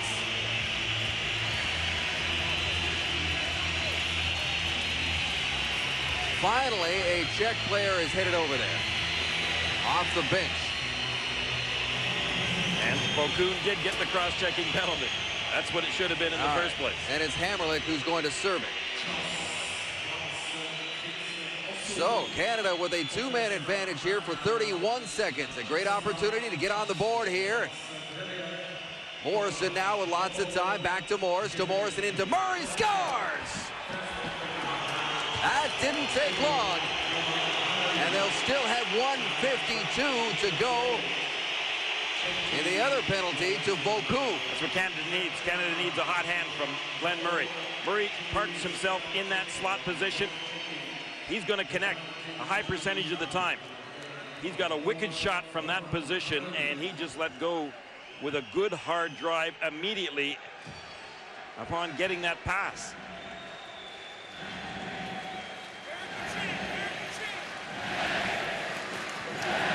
Murray, who was a power play specialist for the Boston Bruins this season with 11 of his 32 goals coming with a man advantage, gets his second goal of the championship and gets Canada on the board. 1:40 still remaining in the Bokun cross-check call, sent down the ice. They still have not put the Canadian goal up on the board. Here's Scott Niedermeyer now, gets it to Brendan Morrison at center ice. Wide side there for Ryan Smith. Smith circles around the net, has it taken away from him. Novak flips it up and over the glass and out of play. Well, Canada definitely come out in this second period of play. And I'm pausing here for a moment because I'm watching the clock continue to run as I was speaking, and yet there's clearly been a stoppage in play, and that clock should be put back to 1:26. But it kept on going. And I don't think Canada have noticed it, but that clock clearly ran for another 4 seconds. I mean, amazing. What I started to say was that Canada has really come out in this second period meaning business, playing their game. We'll see whether or not the referee ends up getting the clock put back to where it should be. Boy, this has been an amazing game. The first period and second period, it seems to be a lot of confusion out on the ice between the officiating staff and also the staff running the game clock here. I mean, putting up penalties that don't exist. I mean, well, and out of all of this, penalty killers get a little bit of a rest as well, wouldn't you think? 1:25 is now gone in the second period, and the penalty is showing 1:04 remaining. There's still a conference going out on the ice between the officials and a couple of the players, Heatley and Rudzinski. Now he's going to go over and do some more adjustments. Glenn Murray scored on the power play moments ago with a two-man advantage to get Team Canada on the board. I've got a feeling that this referee kind of wished that he had a slept in for this game. So do I. Slava Leonard, he's not quite sure what to think of it. One thing that Slava Leonard knows for sure, though, that this Canadian team has come out with a totally different approach to the game than they did to start the game off. I'm convinced he told Niedermeyer on that last call that he was the guy going to the box because he skated almost all the way straight to the box. Well, in all due respect, too, I mean, Niedermeyer probably thought that he did get a penalty because he did kind of come crashing into that fray. That was happening right in front of Bokun, but it was Bokun that was the guilty man, and now the right amount of time is put onto the penalty. That was the problem. Okay, 1:14 to go, and we're ready to play hockey again here. Face-off won by Daniel Briere, back to Jay Bouwmeester. Briere tries to feed it out in front. Heatley in there to scoop it up in behind the net. Morrow's in front. Heatley moving around here. Far boards with Brewer, and Bomeister sneak it in. Try to flip one ahead to Brewer, and now he'll have to retreat. Luongo comes out of the goal to steer it towards Heatley. He's pinned along the end boards, but he rolls off that check easily and gets it to Jay Bomeister. Bomeister, who would love to make amends for having his pocket picked in the first period, flips it in there. Morrow meets it in the corner. Now back to Bomeister. Gets it to Morrow. Into the corner for Heatley. Rolls away from him. Scooped up by Slegger. And Yuri Slegger sends it down. You got to like it when you see one of the smallest guys, the smallest guy on Team Canada, Daniel Briere, in there first on top of the puck carrier. And not only that, he slams him into the boards. I mean, Daniel Briere has been taking the body throughout this game. That's good leadership. Morrison was the first guy to that puck, but it was sent around the near side, and Schultz wasn't there to meet it. And that will do it for the penalty. Vokoun's penalty is now over. Teams back at even strength. So Canada does get one power play goal out of the deal, and it's 2-1. Here's Ryan Smith. Right in, fakes the shot. Never got a shot away, then blew a tire and crashes into the end boards. Well, they whistled that down offside. Must have been offside at the line. It was, but you could not hear the whistle, and then all of a sudden, Ryan Smith heard the whistle, and he went to turn. Oh, boy, I'll tell you. That was serious looking, but Ryan Smith got right up. You can just never tell in those situations, because when you got your leg out like that going full steam into the boards, that's about as dangerous as it gets. And I'll repeat, it is loud in here. Tough to hear the whistles. Crossbow right in, takes the shot right on the mark. In against Luongo. Luongo staring down Václav Prospal. And that is icing. Face-off coming up when we come back to Prague. You like simple better than complicated. You like quick better than slow.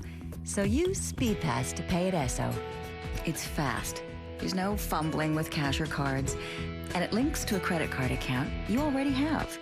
To get your free SpeedPass, call us toll-free or visit speedpass.ca. You'll like how easy it is to get where you need to be. How do we know?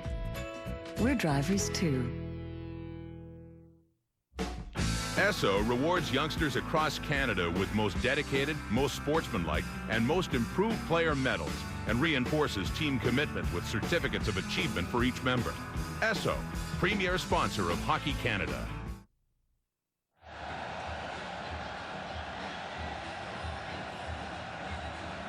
Welcome back to Saska Arena. The building's been alive from the opening face-off. It's a close one, 2-1. Czech Republic got 2 in the first. Canada has struck back here early with a power play goal in the second. Final game of the qualification round for both these teams who have already qualified for quarterfinals. This is a battle for first place in the group and the opportunity to play the fourth place team in the opposite group. Here's Niedermeyer in there with some help, takes the shot. Rebound goes up high, and Dumont scoops it up in the corner. Rob Niedermeyer couldn't reach that one. It goes into the near side now along the boards, met by Horkov. He knocks it down, but there are 2 Czech players right on him, and they get it out.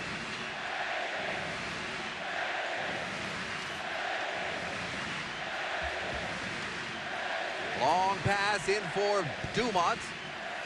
Deflects off his stick right in on the Czech goal, and Niedermeyer got a little too close to Thomas Vokoun, who's feisty tonight. Well, I think that Rob Niedermeyer is maybe just edging him along a little bit, too. And you're absolutely right. Vokoun has been feisty tonight. He's maybe a little bit more than feisty. He's been somewhat vicious in the way that he's played. Rob Niedermeyer, on the other hand, with the puck clearly in Vokoun's possession, and the whistle had already gone, he just took advantage of stopping right in the goal crease, almost face-to-face with Vokoun. And that's a little bit of intimidation on Rob Niedermeyer's part. Face-off won by Canada. Wrist shot off the stick of Brewer was knocked down. There's a centering attempt from Brendan Morrison. It goes to Murray, who gets it right behind the net for Morrison. In front for Stales on his backhand. Quick shot and a nice save by Vokoun. Hooks in there on the forecheck down low. Martin Straka gets it out. Canada has looked much better here in this second period. Well, one of the reasons has been is because they have, first of all, been skating, and they really weren't using their skating ability in that first period of play. Secondly, is that they have been much more aggressive on really the layups, the dump-ins. They've been getting in on top of that defenseman, again, using their speed, but they've been taking the body. They've been so much better on the forecheck. Now the Czechs start out with it. This is Hammerlick now. Comes near side. Jágr takes it off the boards. Jaromir Jágr right in front of Straka. Nice stop by Luongo as he kicks it out, and Canada turns it back the other way. 2-on-1 chance here. Friesen tries to make a move, but back in position was Novak, and here comes Jágr. Jaromir Jágr right in there. Stopped by Luongo. What a showdown there. Jaromir Jágr and Roberto Luongo. Jágr's got it back on his stick, moving in, dancing around, backhander, and it deflects off the skate of Martin Havlat. Back to the line for Hammerlick. Flips it towards the goal. That deflects wide as well. Now Rob Niedermayer, without his stick, kicks it to the center ice area, and that is offside at the line. You saw Friesen out there with Horkoff and Niedermayer. They're trying to get Friesen going. He hasn't been able to get going throughout this tournament. Meanwhile, Canada had a great opportunity, all right, but then they turned the puck over, and as a result, the Czechs had an excellent chance to score on this particular opportunity right here. Jaromir Jágr was way up almost at the blue line, between the red line and the blue line, when Canada turned the puck over, and the Czechs were quick to find him. The problem on that play, though, David, was the fact that Staios and Brewer were both being so aggressive on the forecheck that they both got caught down deep and did not see that Jágr was way behind them. Radek Dvorak sidesteps a check from Danny Heatley. Around to Peter Pruka. Bounces into the middle where Heatley's still fishing for it. Now it comes out to center ice. Dvorak ahead to Baranek. Wide side now. Centered in there, and Luongo knocked that one down in behind his own goal. Morrow chasing Yuri Slager backwards. Daniel Briere with a nice turnover, but Morrow was caught inside the zone, so they had to circle back. Now here's Heatley. Back to Bouwmeester. Takes the shot right on the mark, and Vokoun will stop that one every time. Vokoun's been very aggressive in the net. He's also been very focused. Thomas Vokoun played extremely well for Nashville this year, and he had a good playoff, too, against the Detroit Red Wings. So he finished up well and then started off well here at the World Championship. Roberto Luongo, on the other hand, though, knows full well that after a couple of goals scored against him, he's got to shut the door if his team's going to win this game. Morris fakes the shot, then gets it down deep where Patrice Bergeron scoops it up. He lost control, and here come the Czechs. Near side is Vaborny. David Vaborny, high slot, feathers it in there for Caberlet, and a nice stop there by Luongo.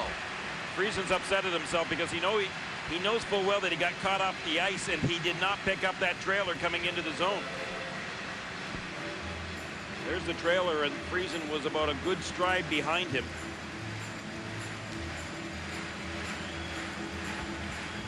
Roberto Luongo was able to make the save rather easily and then gave up no rebound at all.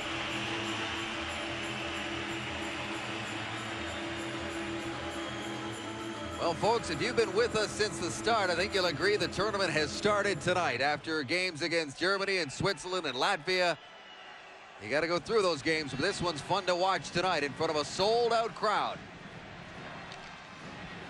Schultz.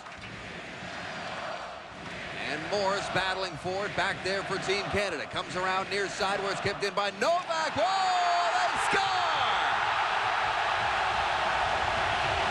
Sent it on goal, and it was tipped in on the far side. And the Czech Republic has their 2-goal lead right back. You never know what will happen if you just put the puck to the net. Marty Rucinski, though, was just cruising in to the right of Roberto Luongo. He was the first to put his hand up because he knew the puck was over the goal line.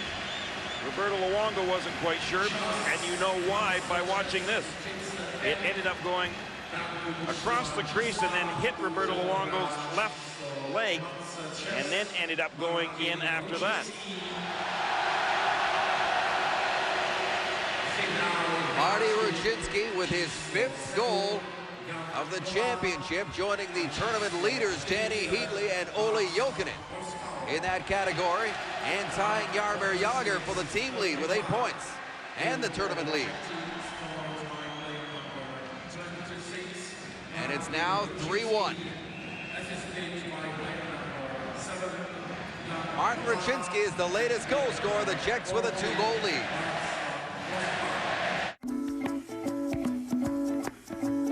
Remember experiencing the freedom of your first credit card? Today, there's the RBC Visa Platinum Avion card. Air travel reward points you don't just accumulate. Points you can use whenever you want. To actually fly. It's another way RBC puts you first. RBC Royal Bank. First. For you.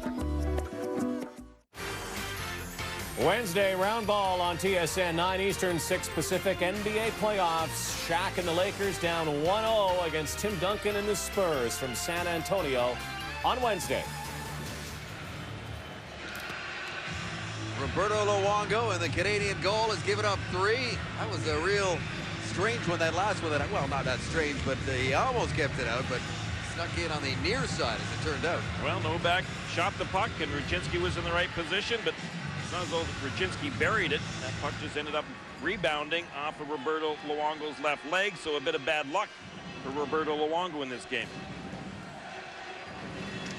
An offensive explosion from the Czechs here. They had a 2-0 win over Austria, and then a 3-1 victory over Switzerland, and one of those goals came when his time has expired, so they really got it going, more so than they have so far in this round tonight against Canada. With 7.5 minutes gone in the second period. Here's Jagr. Trying to spin away from a Czech. He does. Gets the outlet pass to Martin Skula with his long shot well wide of the mark. Comes around near side and is kept in and sent in by Caberlet. In behind the net now is Havlad with it, being watched by Willie Mitchell. He turns it over to Daniel Briere. Quick outlet pass to Morrow. Drops it off to Schultz, and Schultz sends it in. Volkun with a long pass ahead to Jagr again. There's Niedermayer to meet him. Jagr tries to snap the shot away, but Niedermayer's not letting him go anywhere. Here's Straka now. Centers it. High slot. Hammerlich shoots. Saved by Luongo. And it's cleared by Team Canada. Here's Hammerlich again. Now the white jerseys are buzzing. Baranek tries a shot into the shins of Williams, who's trying to pull away now. In to help out is Friesen. But Baranek gets it back. Recovers. Chips it off the end boards. Williams tries to keep it in. Here's Bergeron. Off the end boards. Chasing after it is Alavich against Justin Williams. Good work here by Williams and Friesen and Bergeron. Friesen giving Novak a couple of shoves from behind. Now it comes loose for Justin Williams. He's bumped off the puck. Friesen scoops it up. Moves out into the face-off circle. Drops it off for Bouwmeester. Gets it back in the net. Scott Niedermayer is in a pushing and shoving match with Joseph Baranek in front of the net. And then Baranek ended up dumping Niedermayer. With a wild swing of his stick. Now here's Scott Niedermayer, centers the puck. And out they come. On the move. Staying on side was Dvorak. Alavich angled off, and they get it out. What a burst of speed we saw from Dvorak. He has got great acceleration, and he sure used it on that ship. He had to come back to stay on side. Here's Prospel now. On his backhand, tries to fish it in front. Rolls into the corner. Spinning away from a check is Rucinski. Now he centers it for Prospel. Quick shot. Stopped by Luongo. Battle behind the net. Prospel's lost his helmet. They're still pushing and shoving. He has to grab that right away. Smith crashing in there against Volkun, who came well out of his net. Now here's Horkoff. In behind the goal, centers it, and Niedermayer couldn't get the shot away. Horkoff gets it right back. Along the near side, right in front. And Stales couldn't take it off his skate. Here's Rob Niedermayer trying to work out. Horkoff Trying to get away from his own guy, Rob Niedermeyer. Brewer pinching along the boards, gets it to Niedermeyer. Smith's back there as well. And Slager will just chip it off the boards, relieving a little bit of pressure as we're past the midway mark of the second period. 3-1 hockey game here, a good one. It's got some feeling here tonight. Here's Brewer now on the move, had it poked away by Yuri Zopita. Oh, and they almost sprung Peter Pruka, but it hopped over his stick. They love that long surprise pass. Lots of chippiness behind the plate.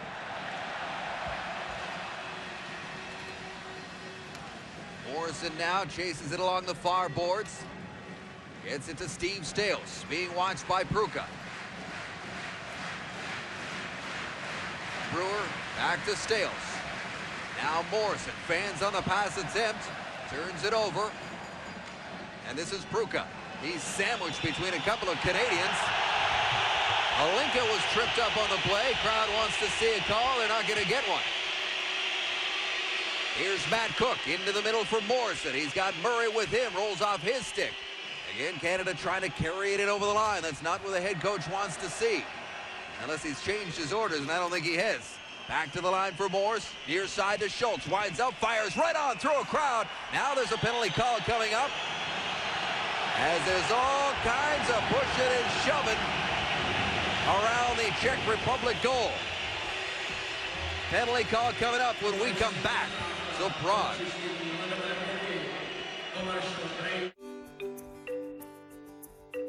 Split folding seats make it practical. German engineered Epsilon architecture makes it responsive. The fifth door makes it convenient. And sliding and reclining rear seats make it incredibly comfortable.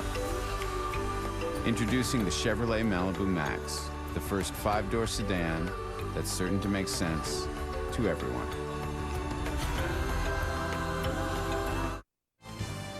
Martin Rucinski making it 3-1. News that Martin Rucinski will not have Brian Burke as his boss next year. Guys, Brian Burke has been fired as general manager of the Canucks. Well, Morrison is getting the penalty.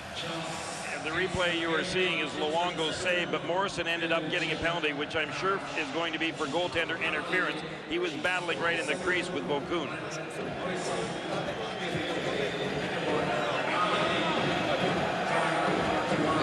Out of Vancouver there, and we were expecting to see Steve Tambellini arriving. He is part of the Brain Trust for Team Canada for the World Cup. He was the general manager of this team a year ago, and he has not arrived as of yet. Jim Nill, the general manager this year, saying they weren't sure he was going to come, and maybe now we know why. As Tambellini would be a candidate for that job. You would think. There's no question he would be an excellent general manager in the National Hockey League. No doubt about that in my mind. Here's a quick shot from the point off the stick of Slager that was deflected up high into the netting. And I've had the good opportunity to work with Steve Tambellini, as I did a year ago with Team Canada when I was fortunate enough to be able to coach the team at the Deutschland Cup and then again at the Sweden game. So he would, without question, be a great general manager. At the same time, I hate to see Brian Burke lose his job, but Brian Burke is a good hockey man, and he'll be back as a general manager in the National Hockey League someplace very, very quickly. Niedermeyer steps into the face-off circle, or where they're holding the face-off here, just outside the circle. And Canada clears.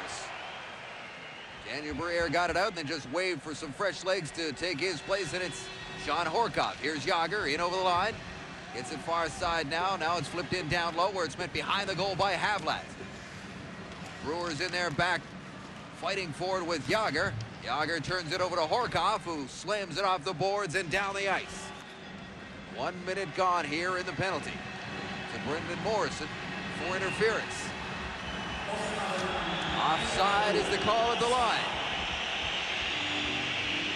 Well, Canada had such a great start to this second period. But now they have kind of, in the last 5-6 minutes, gotten back into some of their old ways in the first period. Not quite as intense, battling just as hard, but not quite utilizing the speed that they used at the start of this second period. As I had pointed out, and as you just saw too, there have been some great battles, and some of those battles have been far behind the puck.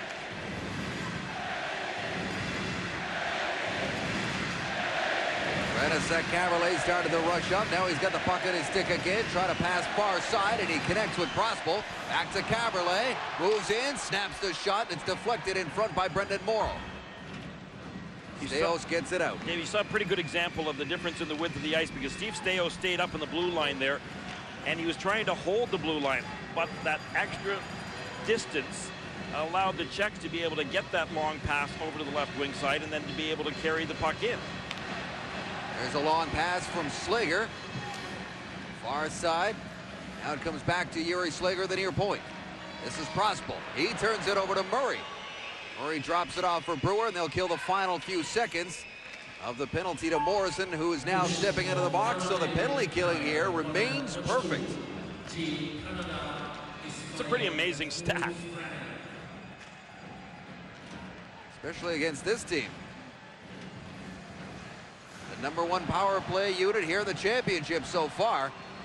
They're just as dangerous at even strength, and they're back in there again. Dvorak trying to work away from some Czechs. Lost the puck. And Nick Schultz outlets it to Cook. One touch pass ahead to Morrison. Morrison, Eno with the line with Murray. Brendan Morrison snaps one, but that was whistled down offside of the line. Morrison did a good job, though, of being able to gain possession of that blue line and then looking to kind of work his way into that high slot. Unfortunately, that puck ended up being deflected, and so he never really got that shot where he had intended it to go. Thomas Vokoun has been sharp in the net, and Canada have had their spurts in today's game. They've had some really good, solid spurts. Here's Niedermeyer. Back to Bouwmeester with room to fire, and it was kicked out. Bouwmeester had a good long look and some room to let it go, and he did. Chopping forward in the neutral zone. Yaroslav Olinka ends up with a puck and gets it near side for Peter Pruka. Long shot handled by Luongo. Rebound right to Olinka, and this time Luongo will cover up with a face-off coming up in the Canadian zone. Canada's done a pretty good job of making sure that the Czechs, though, don't get in for a second whack at that puck whenever Roberto Luongo has stopped it.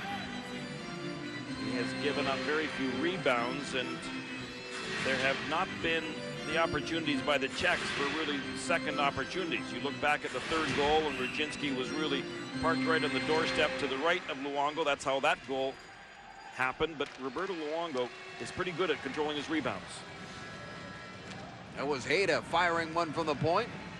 Did not reach the goal. Ryan Smith tried to do a little spin move with the blue line, and he ended up putting one of his teammates offside. Borkoff wasn't quite ready for that move on the right side. Mike Babcock has put Ryan Smith on the right side today so that he could have Rob Niedermeyer on the left side up against Yager as much as he possibly could get away with. And again, Slabalener has the last line change in today's game, but European coaches don't usually fight those line matchups too often. Mitchell steps up to keep that puck in. Into the corner it goes. Priest is in there. It comes out in front. Williams is just a step too late, and out comes Rudzinski with the pass to Dvorak into the middle, and it's knocked off the stick of Prospel. Back the other way is Jeff Friesen.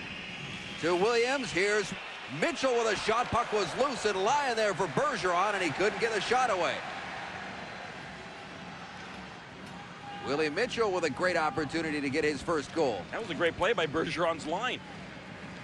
Pretty good passing out there. Staios dumps it in. Under 5 minutes to go here in the second. It would be a real plus if Bergeron's line started to really click offensively. Getting Friesen going is important to this hockey club. Success. Jeff Friesen just one assist so far. And his numbers, as you know, were well off the mark here in the NHL season. Just 37 points in 81 games, far below his standard. Ryan Smith at center ice. Tried to get it ahead to Rob Niedermeyer. Scrambly play now here in the neutral zone. Here's Staios ahead to Rob Niedermeyer. And that was offside as well, with 16:22 gone in the second, 3-1.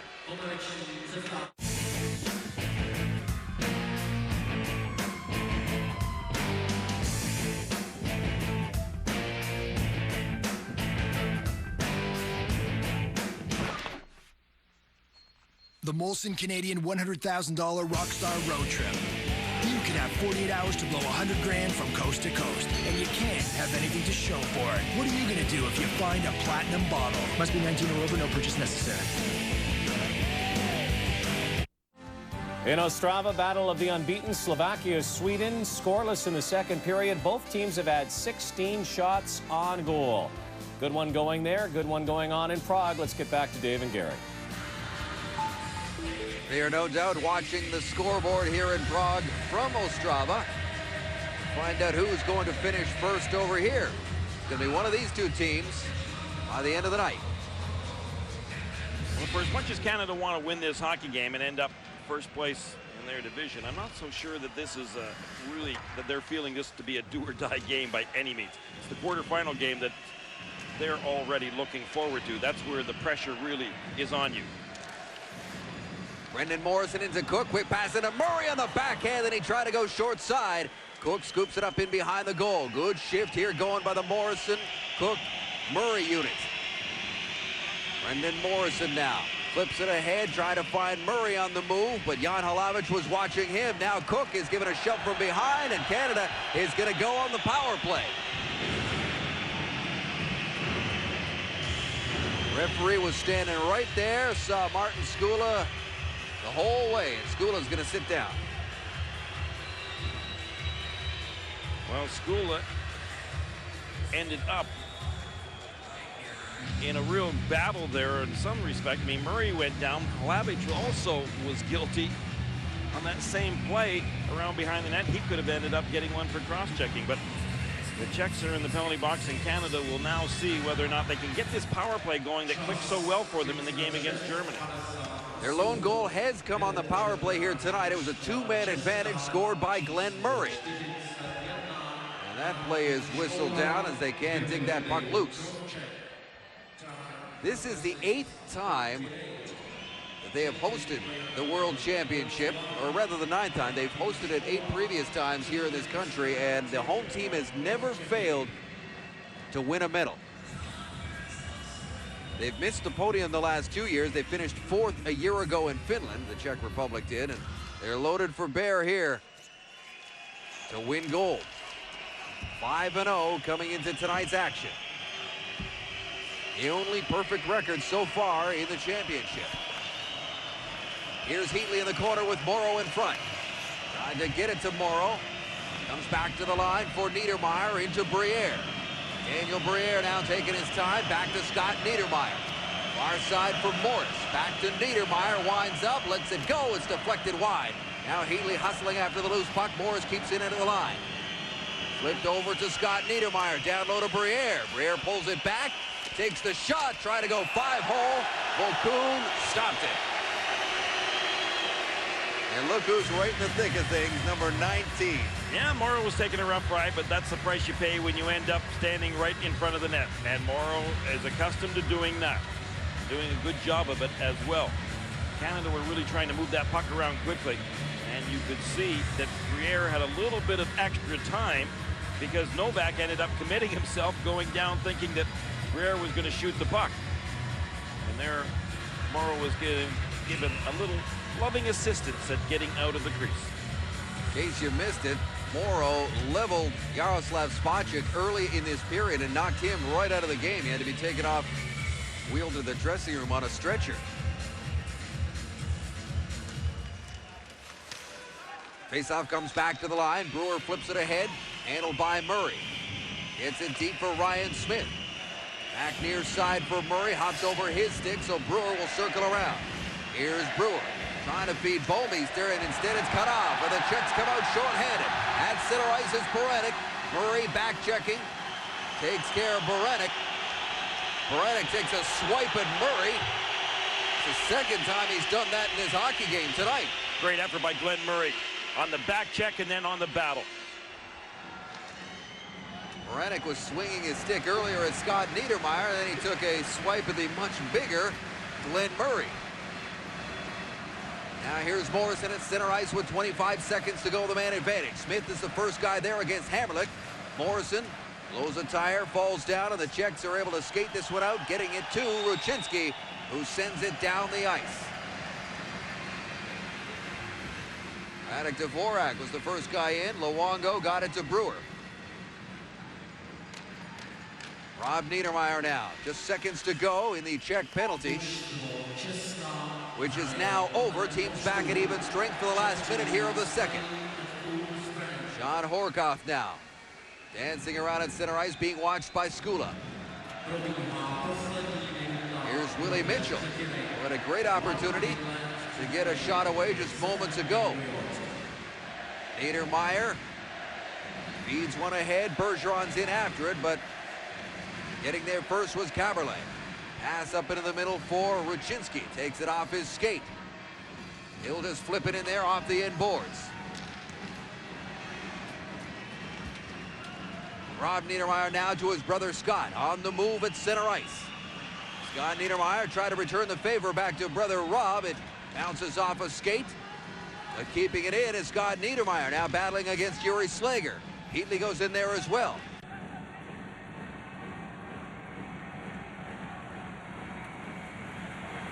Now at center ice, big collision along the near boards as time winds down. Yager's right in the middle of it. Yager's in there. He's lost his helmet. I think this one doesn't mean anything to either side here tonight. Well, I don't know how many media members came up to me from other countries before the game tonight and said, you know something, this ought to be a great game, because the Czechs and Canadians hate each other, don't they? Heatley's in there. Scott Niedermeyer. Look at him go. Slager. I think Sucker shot Niedermeyer there. And this is nowhere near ending. The referee's just standing watching this as the linesmen are all tangled up. Yager's got Morrow down. Straka got a hold of Mitchell.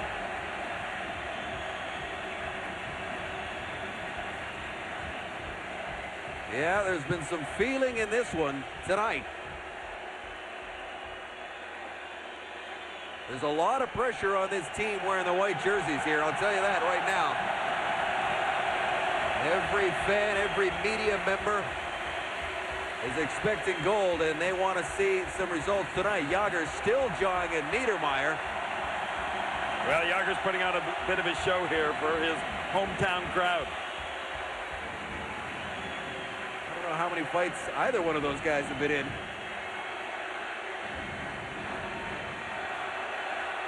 Well, this should be a pretty good carryover into the third period of play. Canada down by a couple of goals, but it's been a big battle throughout this game thus far, and as I mentioned many times, there's been a lot of chippiness behind the play. Things that have been happening behind the play that have not been penalized, and when you don't penalize them and stop them right off the bat, as the officials have not done in this game, then it eventually boils over. Well, while the players catch their breath, we'll catch ours. 1 period to go in Prague. Back to Rod. Ugly over there. These guys know each other well. I guess they play the NHL season. A Devil and a Ranger going. Jaromir Jagr and Scott Niedermeyer. I can't recall any fight that they've ever been in. No, neither of them are known for that, but that's what what happens when you put your country's jersey on and playing in your home building like the Czechs are. They've got something to prove to everybody, and like Gary Green was saying, there's no love lost between these two teams. There's a very long past of international hockey. Better period for Canada, still trailing by 2 goals. This also could be a preview of a gold medal game. Canada played 9 games at last year's Worlds, all against different opponents. They could meet the Czechs again, providing they keep winning when the quarterfinals begin. Yeah, that's the only way they're going to meet each other because of the flip-flop. Once they get after they come out of these groups and they start going in the elimination rounds, that's the way it could turn out. But I don't think either team wants to play each other again, and that's probably why you see a few players are braver in a game like this than they normally would be, because they know, well, I'm not going to see you for probably another 4 or 5 months. So that's why you see a lot of this going on. Plus, everybody knows the rules are different there. If there is a fight, you're going to get tossed out. Nobody wants to put their team in a situation where there's going to be a fight. So when there's not the fighting, you get the punches in the face washes, the sticks, and so forth. As we just saw. We'll see if that carries over to the third period. Let's talk about some of the other action going on. A big game earlier today. Finland eliminating Russia, which means that Russia will not finish in the top 8 at the Worlds, and they have to go through another qualification to get to the Olympic Games for touring. Can you believe that? Latvia beat Austria, really a nothing game there. They will cross over, and Slovakia and Sweden scoreless right now. Again, Canada, if they can win this game, would play the United States on Wednesday in the quarterfinals. A loss or a tie means a game Thursday against Sweden or Finland. And it very well could be Finland, too. Regardless, you still have to win these games, and the opposition does get better and better. Well, you can see by the other group where you've got Slovakia, you've got Sweden, you've got Finland, USA. Those are much stronger teams. So this is, in today's game for Canada, this is really the first true test of a team that they've been playing, being the Czech Republic. So for Canada, the tests just start. This is the first one, and the games are going to get tougher and tougher as they go along, and that's the way it usually works in tournaments. It did last year, too, and Canada did get better and better. They're going to need to get better in the third period. Reed and White is coming up. If Canada wins, they play the United States, as mentioned. If they lose or tie, they will play against the Swedes or the Finns, and that game would be on Thursday, and all the action from the Worlds on TSN. Martin Rucinski, Vancouver Canuck, makes it 3-1. Glenn Murray scored for Canada in the second. We'll talk more about Murray and Team Canada when we come back.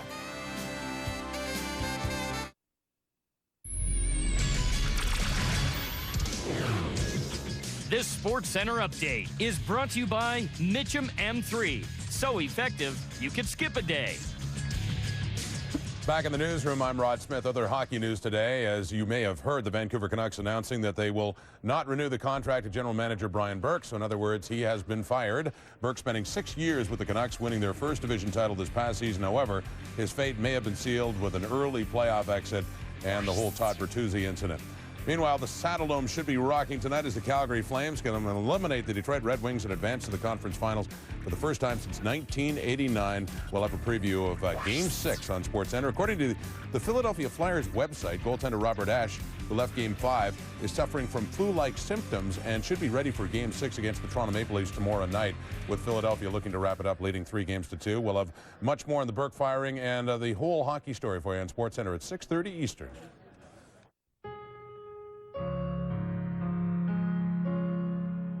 Take me boating and show me how to drive the boat.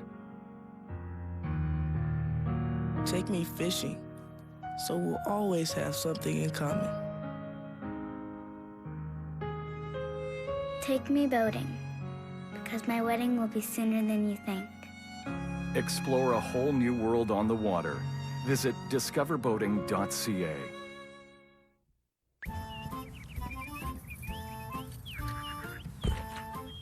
Right now, it's savings time at a steel dealer near you. Get real power. Steel. Built to last, priced to sell.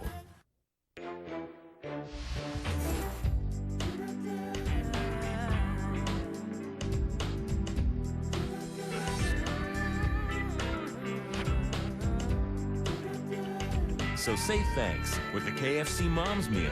Original recipe seasoned chicken, delicious salads, crispy fries, and for dessert, a decadent double fudge chocolate cake. But hurry, it's a limited time offer.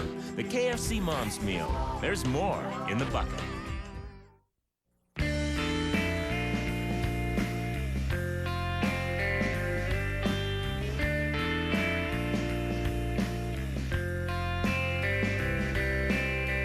Visit Western.com, member of Starwood Preferred Guest. That's me, Jay, over 20 years ago, enjoying my McCain Super Fries. Still do today. Didn't say much back then. And look at all these different varieties of McCain Premium Super Fries. Spicy, extra crispy, great tasting potato, with all the flavor and crispiness we love. It's also good to know that they're all made with 100% non-hydrogenated canola oil.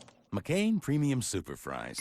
All the flavor and crispness you love with 100% non-hydrogenated pure canola oil. Consider it the next generation.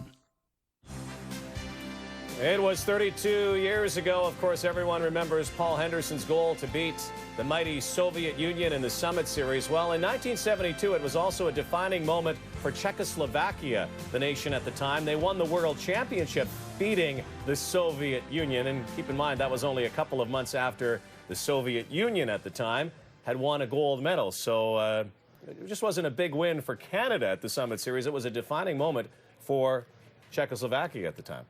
And that's why Gary Green touched on this earlier. He talked about the history of international hockey, and since then, the Czech Republic, or Czechoslovakia back then, and Canada have had some very, very tight hockey games, and they've created a tremendous rivalry. I think it all started about 1976, really. Didn't start 72 in Canada, but it's 1976 it started. Yeah, the Canada Cup and Darryl Sittler's goal to win it for Team Canada. Let's go, speaking of Canada, to today's Reed in White, Mr. Reed. Well, today's Reed in White, we are going to have a look at one of the oldest players on Team Canada. He's definitely the oldest forward on the team. That's number 28, Glenn Murray. It's out of Bridgewater, Nova Scotia.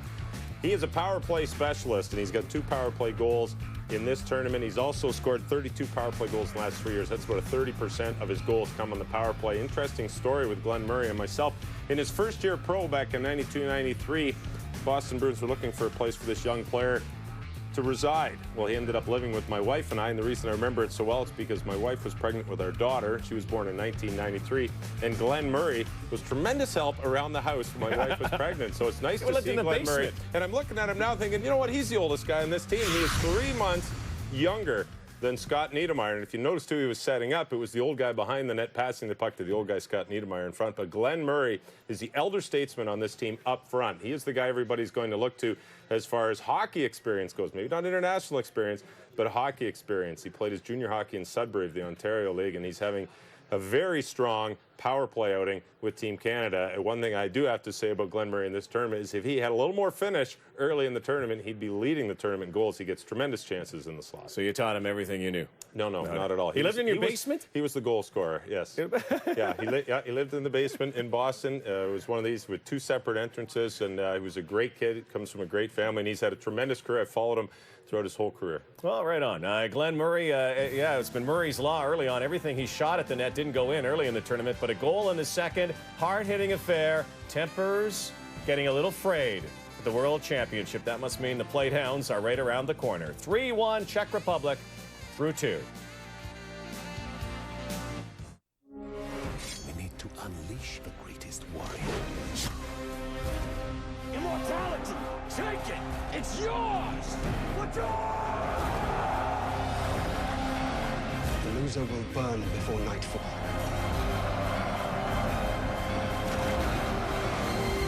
Now you know who you're fighting. Then no one else! Troy, a Wolfgang Peterson film. Starts Friday, May 14th. Right now, you can pick up a Steel FS38 trimmer for just $169.95 at a Steel dealer near you. Get real power. Steel. Built to last, priced to sell.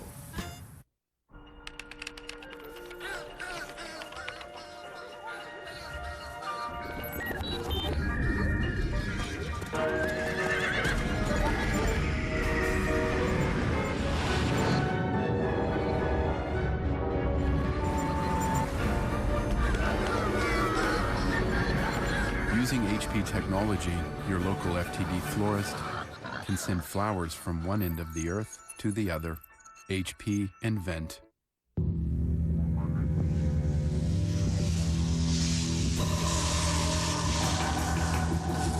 There's always one who breaks away. Then it's me against him. He wants to burn me. And there's only one way to fight fire. It's here, it's clear. Thirst-quenching Gatorade Ice.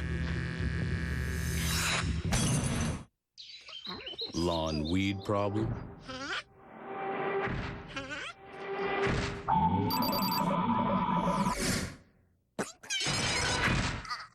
Outwit lawn weeds with Lawn Weed Out.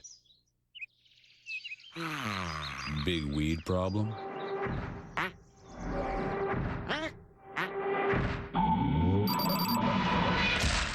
outwit weeds and grass fast with Total Wipeout.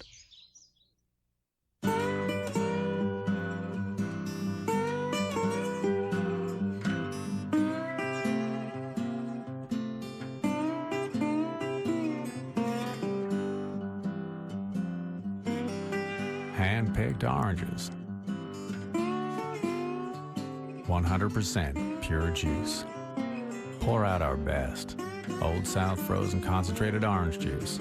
A tradition you can trust. This guy's got nothing left. I own him.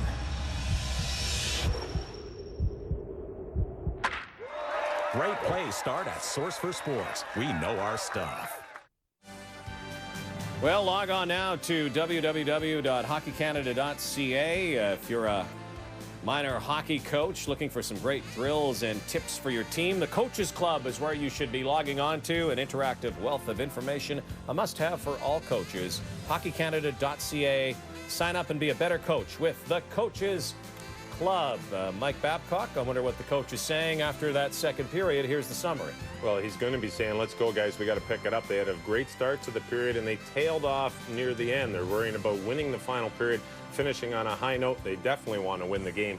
But if they don't, it's not the end of the tournament for Team Canada. We'll see how the end of that period transpires into the third with some testosterone out on that ice. We'll find out in a moment. 3-1 Czech Republic after 2. Hi. Hey. This kid's potato sack doesn't look regulation to me. Excuse me? Well, it's got a wider base. I mean, that's totally unfair to my kid, right? I want to launch a protest. Well, look, it's 2 inches higher. Look at those hand grips. It's not regulation. Regulation? Look, you know what else? I want a urine sample from this kid. He looks a little beefy for a 5-year-old. You're going down, buddy.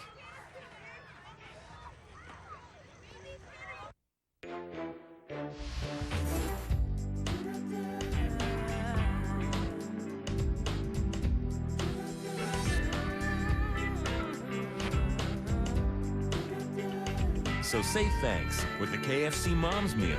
Original recipe seasoned chicken, delicious salads, crispy fries, and for dessert, a decadent double fudge chocolate cake. But hurry, it's a limited time offer. The KFC Mom's Meal. There's more in the bucket.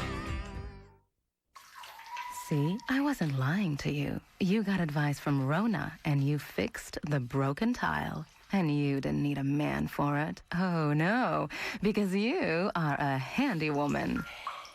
What's that? A leaky faucet? No problem. You can fix that, too. Ugh. Fixing this, however, isn't going to be that easy. Make it happen with Rona, the how-to people.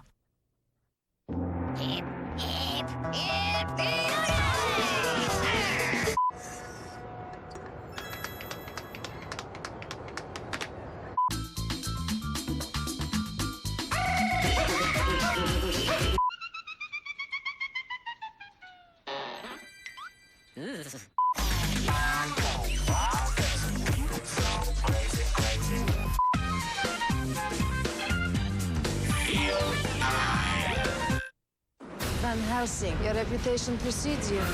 This Friday, legends never die. Who's hunting whom? Van Helsing starts Friday.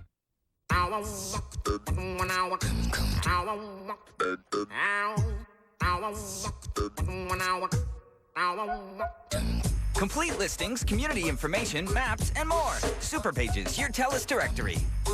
Welcome back to Hockey Control here in Toronto. Rod Black, Dave Reed. We'll get back to Prague in a moment. Loser draw, this is not the end of the worlds because you go to the qualification, of course, next. But this could set the tone, some of the ugly stuff that happened at the end of that period into this period and maybe into the playdowns. Well, it really could. I don't think they wanted to do that. As you can see here, there was some chirping going on off the ice as both teams went to their locker room. But Team Canada's got to build off this, and they come out aggressive in the third period. They've got a better chance of winning the game, and you definitely want to win the game. You don't want to lose anything in this tournament. So the two sides have words, trade some punches, as a matter of fact. Maybe familiarity breeds contempt. They just finished an NHL season with some of these guys. We'll see what happens when we send it back to Prague for this third period. Again, Canada, if they lose or draw, will play against Sweden or Finland on Thursday. If they win, they will meet United States on Wednesday. So here we go back to Prague right now. We're getting ready to send it to Dave Randorf and Gary Green. Third period puck drop.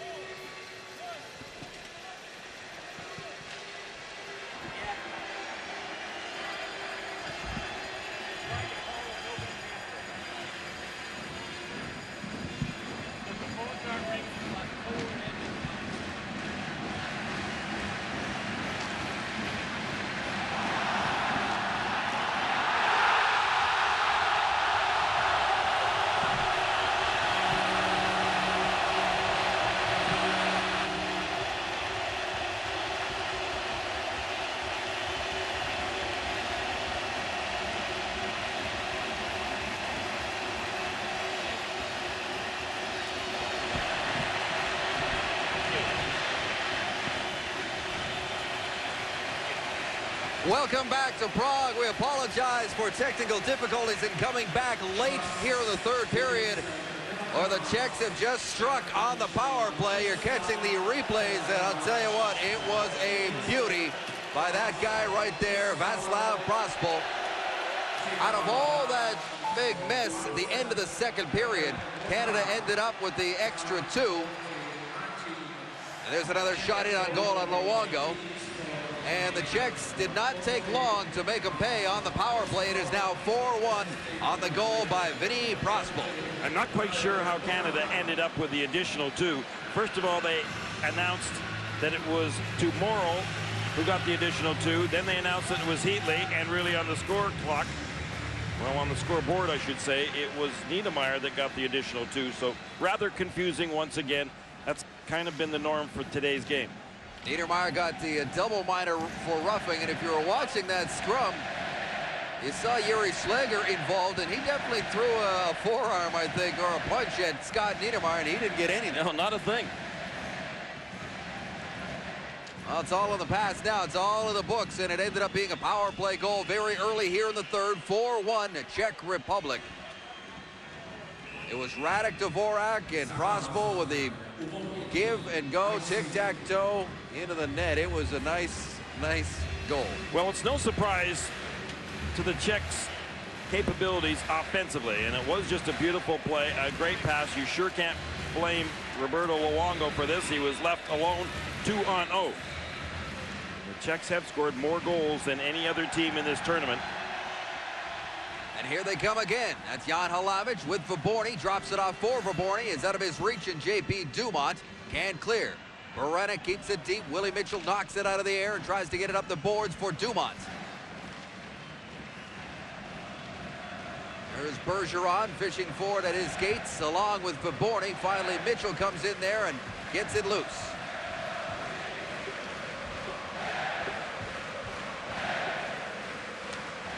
Dumont chips it in deep. Vokoun out of his net to handle it. It hops over his stick. Comes around near side where Williams is given a bump. Dumont turns it over to Kaberle. Out of the reach of Jan Hlavich. Eric Brewer back to get it for Canada. Goes far side for Steve Staios. Bergeron will get it deep and then head for the bench.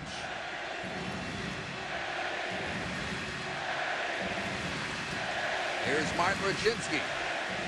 Makes one move around Smith, but left the puck back there, so he has to circle back, and they'll reset. Now here's Brewer, deep in his own zone. Prospal, the latest goal scorer, centers the puck. Dvorak now has it on the far side. There's Schleger. Into the corner now, and behind the goal is Raczynski trying to work his way out in front. One hand on the stick on his backhand, gets it away, and Luongo makes the stop, and then he took, I think, a chop from Prospal. Well, Horcock didn't like the idea that Prospal ended up taking another poke at that puck that was clearly already held by Roberto Luongo. So the tempers continue to boil over here between these two hockey clubs. Roberto Luongo had possession of it. You see Prospel in there trying to take a jab of it, and then that stick ended up coming up in the air, and it actually hit Roberto Luongo right in the face mask. That's what upset Horkoff so much. I think it was actually Horkoff's stick that got Luongo, but regardless, Horkoff was in there clearing the body out because he did not like the fact that Prospel was in there, and look who gets the penalty. Sean Horkoff, 2 for roughing. There's also going to be 1 to Prospel as well. So coincidental minors as both players are in the box. And we have 4-on-4 here, just 2.5 minutes into what's been a pretty eventful game. Certainly can't argue that. And with 4-on-4, you know the Jaromir Jagr is going to be on the ice for sure with that much room. And he is up front with Straka. Here's Jay Bomeister skating in. Drifts one towards the net. Almost mishandled there by Vokoun. It goes back of the goal. Morrison trying to muscle Jagr off the puck, which is tough to do. Here's Straka now. Former Pittsburgh Penguin, now the LA King, gets it far side. As the Czechs are back in on the move. Jagr to Straka. And the one-timer failed to connect. The Czech captain was right in there. Murray over to Bomeister. Into the middle for Murray again. Rolls off his stick. And now Straka has all kinds of room to just flip it in, and now he'll head to the bench.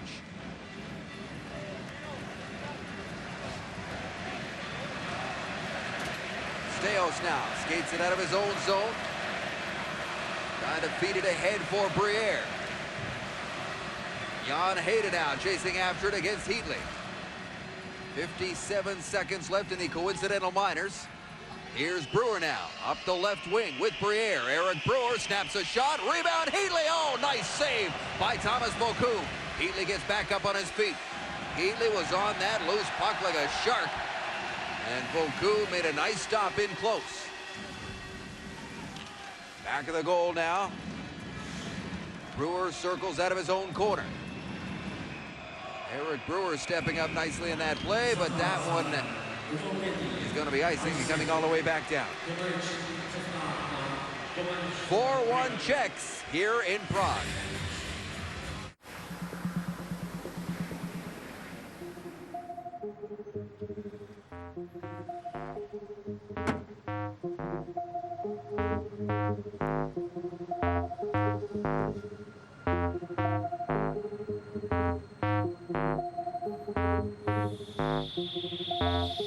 Introducing the Chevrolet Optra 5, the kind of hatchback that gets noticed.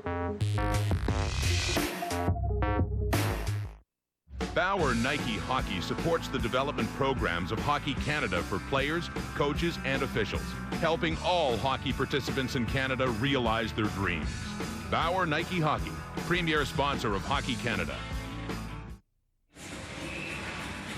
Well, what do you think Mike Babcock's thinking over there right now? Well, I'm thinking right now that Mike Babcock doesn't like the way that the Czechs are getting in behind his defense. Shot from the point, stopped by Luongo. That's what happened on the opening goal of this period. Power play or not. Back to the line. Caberlet drifts one in towards Luongo, handles it easily and leaves it for Mitchell. Roberto Luongo, you'll likely see him the rest of the way. Babcock said as much after J.S. Jaguar played well against Germany, although the Germans were certainly outgunned yesterday. Yeah, the Germans did not play a solid game. I mean, nothing like we thought that they would play. Now, that was either going to be good or bad for Canada. The good thing was for Canada, as Mike Babcock pointed out, was that it taught them and really reinforced a lot of the teaching lessons the coaching staff have been giving them. One of those teaching lessons being don't be stick handling all through the neutral zone, especially. All of these teams over here compete so well between the two blue lines that you don't want to be turning the puck over because they've got quick transition games. And Mike Babcock also took the opportunity before the game against Germany to show his players some video whereby they were handling the puck an awful lot in the neutral zone, trying to stick handle around players. And the reinforcement that they got out of the German game was the fact that if you put the puck in deep, you'll end up scoring more goals because you'll really take advantage of other teams' weaknesses. Weaknesses being the fact that their defense don't control that aggressiveness as well as an awful lot of the National Hockey League defensemen can do, of course. Morris up the middle looking for Bergeron. He couldn't control the pass. Dumont's in there battling for it.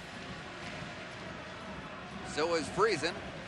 Milan Kraft has not had a lot of ice time. Kraft of the Pittsburgh Penguins wearing number 14. He's out there right now. And again, that was against the German defense, and this Czech defense are much more accustomed to being able to handle that aggressiveness, and they know how the Canadians are going to play, and they know also that you've got to move the puck quickly because somebody's going to be coming in right on top of you and are going to be taking the body on you. Bergeron down the right side, bumped off the puck by Roman Hammerlick. Yuri Slager chips it off the boards. That was too high, in off the netting. And Slager didn't like the fact that Friesen was checking him behind the bench, or behind the net, I should say, as you take a look at the bench. Lanny McDonald, there's the general manager, Jim Nill. Beside Jim Nill is Johnny Misley, the Vice President of Hockey Canada. But Friesen and Slager were having some words for the actions that were occurring behind the net on that play. Well, with 5:42 gone here in the third period, regardless of what the end result is of this hockey game, Canada just wants to get back to some good habits as Ryan Smith charges towards the front of the net and scores on the wraparound. And the captain finally has his first goal of this championship. The light is on. The referee signaled that it was in. Yeah, the Czechs are going to argue it, Dave, based on the fact that they think Ryan Smith interfered with the goaltender, but not a chance. I mean, he just wrapped it around here, but there was some interference going on with the goaltender, but it was after the puck was already in the net.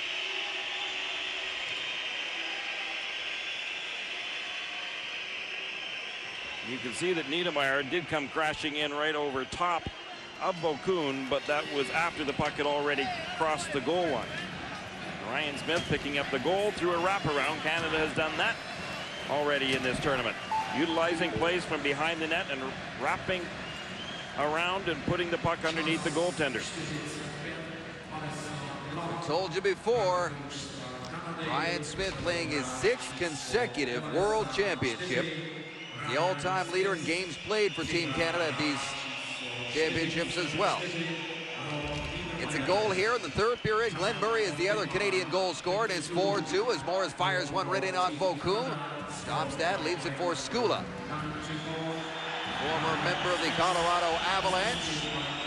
Now plays down in Anaheim after he was traded for Kurt Sauer. Plays for Mike Babcock. Kaberle tried to find Radek Dvorak. Brzezinski lost his footing. Here's Morris now into the middle for Morrison. Morrison in over the line, takes the shot, and Bokun makes the save. Thomas Bokun's numbers coming into this game are unbelievable. 4 wins, 2 losses, a .970, or no losses, I beg your pardon, a .970 save percentage, a .5 goals against.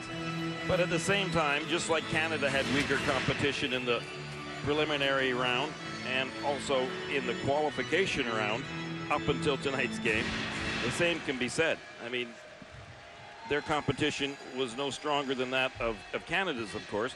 Canada defensively actually are the best team in this tournament, as they are #1, having coming into tonight's game only allowing 4 goals against. More pushing and shoving as Canada was trying to get it in deep. We'll be back right after this.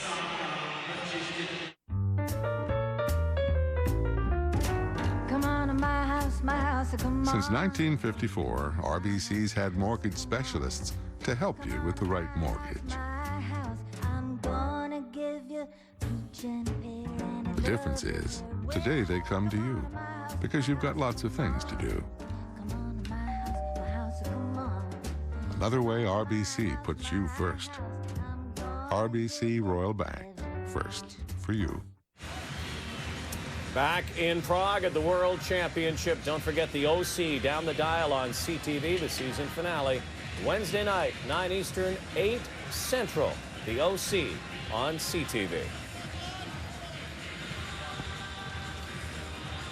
Back in Prague here, Rob Niedermayer has taken a 2-minute minor penalty.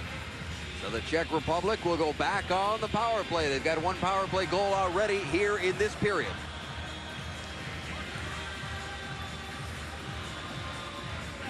Niedermeyer was trying to dump it in on the last play and got all tied up and started jawing a little bit and pushing and shoving with Roman Hammerlich. And now he'll sit down and watch for two. Olmeister sends it in. Here's David Vaborny.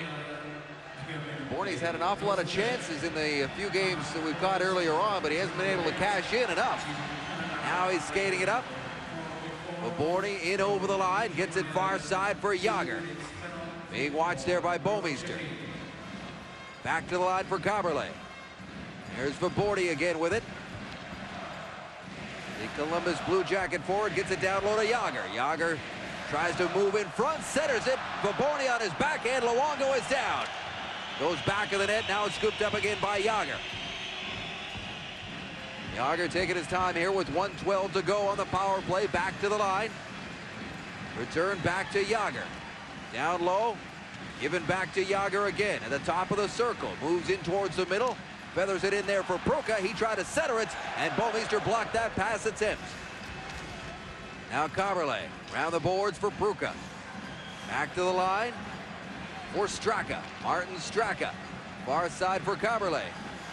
Here's Straka again. Fakes the shot. Hops off the stick of Pruka. Time ticking off the clock here. This is fine with Canada. Yager being watched there by Glenn Murray. And finally it comes out and over the line. Morrison has a chance to get off the ice because he didn't have a stick. Straka fires a shot that's well off the mark. That deflects all the way down the ice. Czechs were kind of playing against 5 on 3.5. Morrison just held his position at the top of the box, though, looking to maybe block a shot, but he didn't have a stick. Here's Prospel now, who has the power play marker, the first power play goal Canada has allowed. There's a hot shot off the stick of Yuri Sleger. Now Rob Niedermeyer steps out of the box. This one is over, right in front. Luongo's down. Prospel gets the shot away, and somehow that one stays out. Had Luongo down and out, and he couldn't get it upstairs. Now here's Dvorak. Prospel regains his stick in front of the net. Almost made it 5-2. Vinny Prospel isn't going to miss on too many of those opportunities when you're given that much time. He seemed to stand there with possession of the puck for a long, long time. Where should I put this one? The Tampa Bay Lightning in scoring a couple of seasons ago. Heatley's in there, crashing along with Smith. Smith, the recent goal scorer for Team Canada. Into the middle it goes. Now on the move is Jan Halavich. Trying to move around. Schultz gets in there. Rebound. And that is clear just in time. Good rush there by Halavich of the New York Rangers. Back to the line and some miscommunication. It rolls out to center ice. Midway mark now of the third period. Icing is the call. Well, Canada just keeps chipping away here, but at the same time, they've kind of given that momentum back to the Czechs. Roberto Luongo, he stopped that puck by Vinny Prospel with his back to him. Watch. He turned his back, and he went down almost Dominic Hasek style there, but he kept the puck out. Somehow. Amazingly. Well, the focus will be, the spotlight will be even hotter once the next game begins. Next game, it's win or go home, as far as the gold medal is concerned.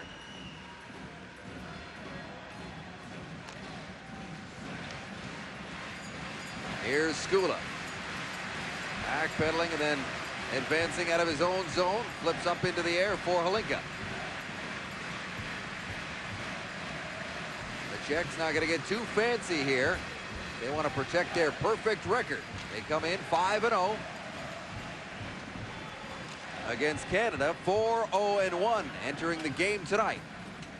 And a 14-game unbeaten streak on the line here as well. Bergeron tries to center the puck. It takes a deflection off the end boards. Williams centers, comes back to Niedermeyer, drifts one in there. It's wide of the mark. Now Williams back to the line for Bomeister, takes a shot. Not a lot on that one, but it missed the net. Now here's Bergeron again with Dumont in front. They're digging for it. Dumont crashes on top of Bokun. But the Czech goaltender has got it. You like simple better than complicated. You like quick better than slow. So use SpeedPass to pay at Esso. It's fast. There's no fumbling with cash or cards. And it links to a credit card account you already have. To get your free SpeedPass, call us toll-free or visit speedpass.ca. You'll like how easy it is to get where you need to be. How do we know? We're drivers too. Here's our game story brought to you by Chevrolet for all life's roads. Well, Radek Dvorak having a great game. 2 assists. Glenn Murray, power play goal in the second. The shots, the Czech Republic 27, Canada 18. 4-2 Czechs as we send it back to the Czech Republic. Well, here's the strange thing. Whoever wins this game plays Wednesday. Whoever loses this game plays Thursday. The loser ends up with a better advantage because going into the quarterfinal game, you end up with 2 days rest. Go figure. Ryan Smith moves out in front, centered it looking for Horkoff, and Horkoff was all tied up. Now he centers it. And the Czechs will skate it out. Jopita with a long pass ahead. This is Peter Pruka. One-on-one against Mitchell. Throws it out in front, and nobody's there except for Rob Niedermeyer. Now Horkoff to Ryan Smith. Leaves it for Rob Niedermeyer. Snaps a shot. Gets it back. Tries again. Horkoff's knocked off his skates. Niedermeyer has it again. Back to the line it goes, and out. Luongo well out of his net to start the rush back the other way. Mitchell stepping up. Flips it in there. Skula sends it back near side.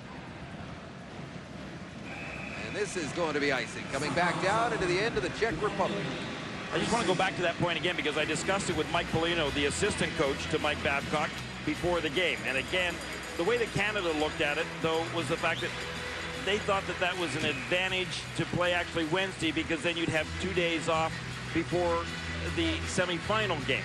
And so, you know, kind of was a difference. Got to get there first. But you've got to get there first. And at the same time, that quarterfinal game, to me, is the most important game to be well rested for. You win that game, then you're on a roll. But you can look at it from both ways, obviously. And the tournament organizers must look at it for the fact that it is not an advantage to have 2 days rest. Well, the other factor there is that by playing the quarterfinal on Wednesday, the first place team will play fourth place United States, and they still have a game to play tomorrow. So they are now going to have to play Tuesday and then turn around 24 hours later and play a quarterfinal against the first place squad. They'd actually have to play, David, 4 games in 5 days. I mean, that's a tough schedule here at this tournament. Peter Laviolette's team making it to the quarterfinal round. Now here comes Jágr. Moving in, Jágr angled off by Brewer. Circles back and gets it deep. Vaborny tries to center. Morrison cuts that off. Under 7 minutes to go now. In a game that's kind of gone back and forth a little bit, but now the Czechs appear anyway to have it under control with a 2-goal lead, but there's still lots of time left. Here comes Prospel now. Takes a shot that's well wide of the mark.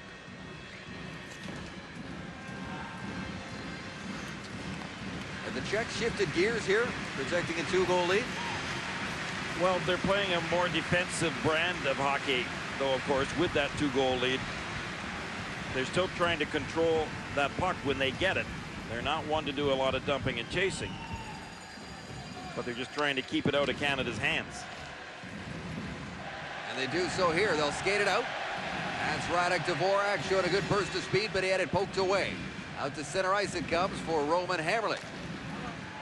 Prospel now, far side for Dvorak. Uczynski joins the rush, and they can't keep it into the line as Hamrlik was a step too late, so he circles back. The Czechs are really just killing time here. When they get, unless they get a perfect opportunity, they seem to be going back to their defensemen with it, moving it around, spreading out. That play cut off by Hlavich along the far board. Scott Niedermeyer was right in the thick of all that pushing and shoving at the end of the second. Now here they come right in front. Morales scores!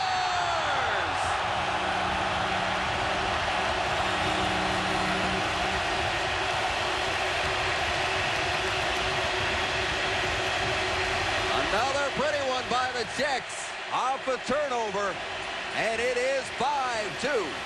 Yeah, Horkoff tried to stick handle to the neutral zone right at about the red line, and I'm sure that Mike Babcock will use that as an example of what he's been talking about before. And as a result, the Czechs then got possession of the puck, and then when it went back to Baranek, even though that puck was rolling, he just put it right upstairs with a perfect shot, somewhat similar to the second goal that the Czechs scored in tonight's hockey game, also scored by Baranek on the pass by Dvorak.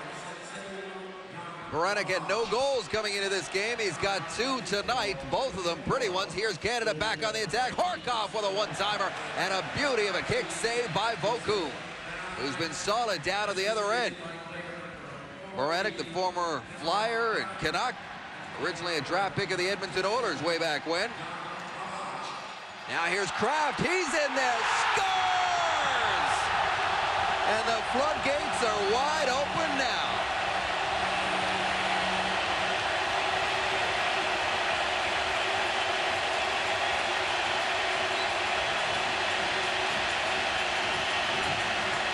Well, Milan Kraft, that plays for the Pittsburgh Penguins, ended up picking up a loose puck after 2 Canadian players were guilty of trying to take one man out. Watch this. You can see that Schultz went with his man, but then he ended up just colliding with his defense partner, and that left the puck loose for Milan Kraft. This is Milan Kraft's first World Championship, one of the few players in this hockey club that has not experienced the World Championship before, and the Czechs have just really lit it up. Now, shouldn't be a surprise to Canada, though. I go back to that exhibition game on the Thursday night before this tournament started. 8-5. 8 goals were scored against Canada. And whenever Canada counters with a chance of their own, Thomas Vokoun has been right there. Tempers flare again in Prague.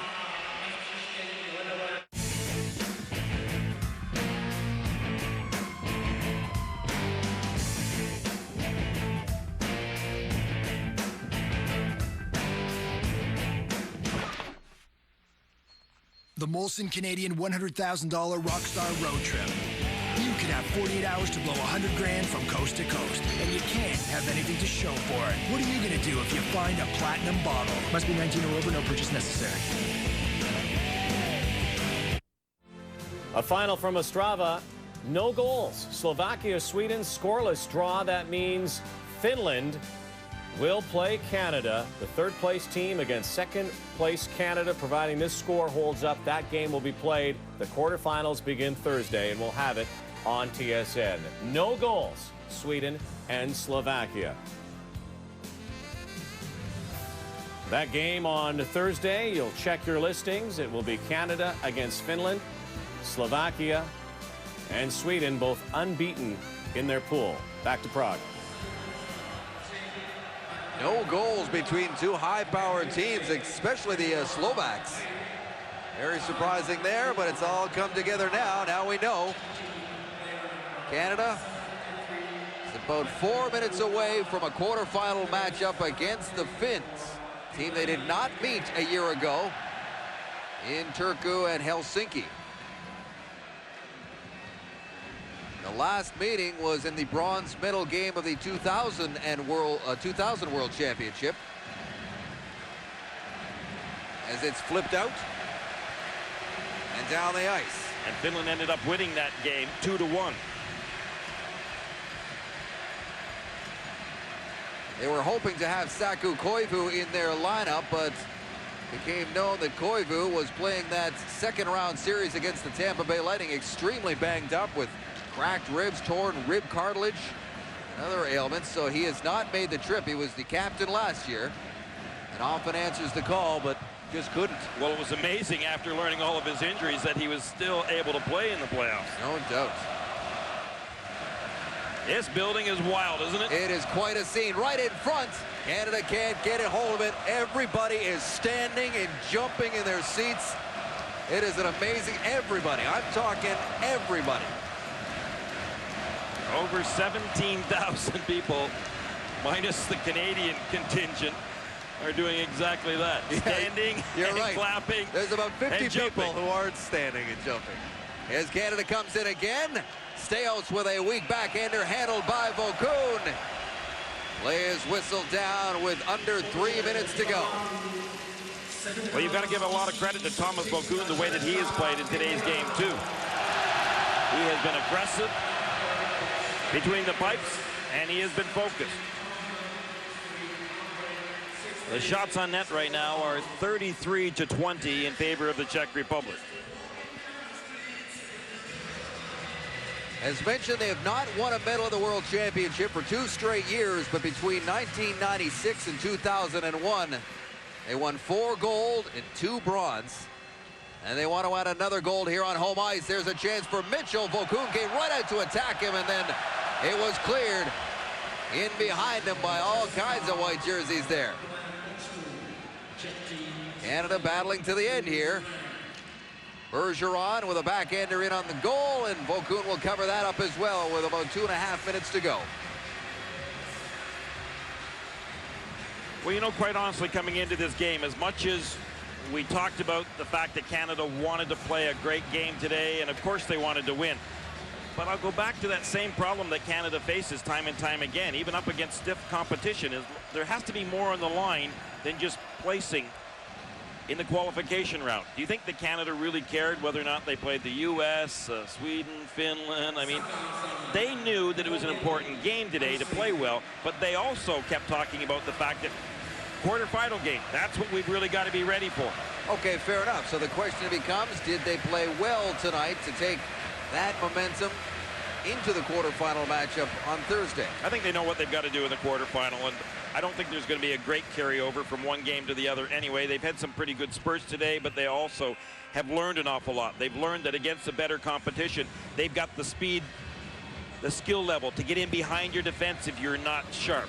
They also have the abilities to move the puck much quicker as defensemen. And again, these defensemen that we're seeing out today for the Czech Republic, they're accustomed to playing in the National Hockey League as well, and they know full well that they got to move the puck quickly. And I'm talking about guys like Hammerlick and Cabriolet, of course, and Slager and Skula.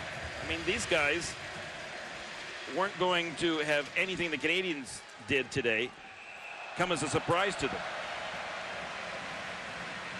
So what Canada's really learned is that it gets tougher, and it just keeps getting tougher from here on in. But the most important game to them will be the quarter round game that is coming up on Thursday. Justin Williams with a shot. Dumont's crashing the net. Bergeron's in behind the goal now. Skula pokes it loose. Williams still with it. Gets it to Bergeron. Dumont was waiting for that pass, but that was cut off. Knocked out of the air there by Straka, so that is whistled down. Face-off coming up. Talk about a quarterfinal game against a team that plays about as much like Canada as you can possibly get, and that's the Finns. The Finns really play a Canadian type of game, and they have been doing that rather consistently over the course of the last 5 years.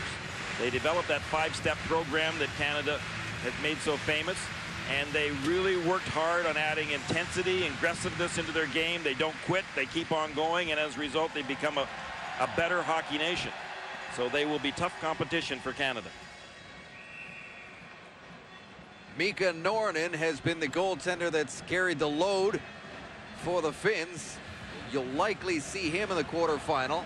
It's not a roster that's loaded with NHL players. There's Sami Salo, Nicholas Hagman, Ola Jokinen's had a strong tournament. Jani Niinema is there as well. Niinema had 3 assists in the game earlier today. And Roberto Luongo will face a couple of his teammates back in Florida with Ola Jokinen and Nicholas Hagman.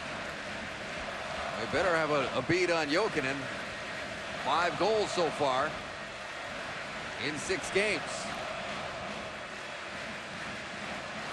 It's going to be a big celebration in Prague tonight as the home team is going to finish the first 2 rounds undefeated. Untied, perfect 6-0. Under a minute to go now, and they will look forward to a quarterfinal matchup against the United States. Well, sooner or later at the World Championship, Canada was going to have to lose a game.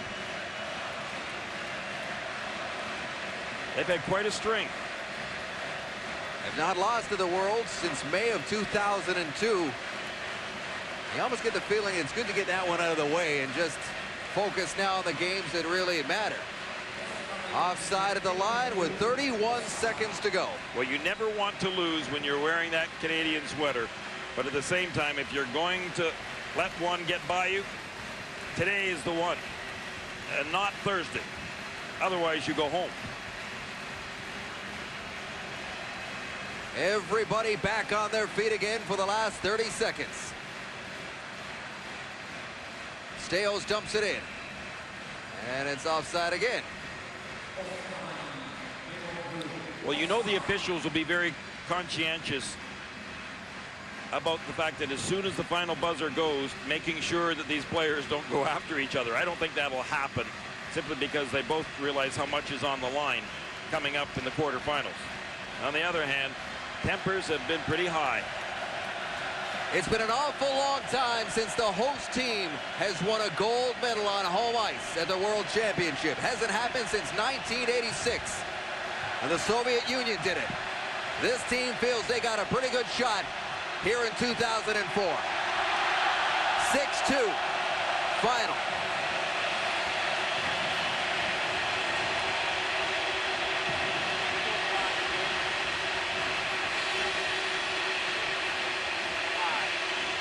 They're on their feet and they're nowhere near done here in Prague.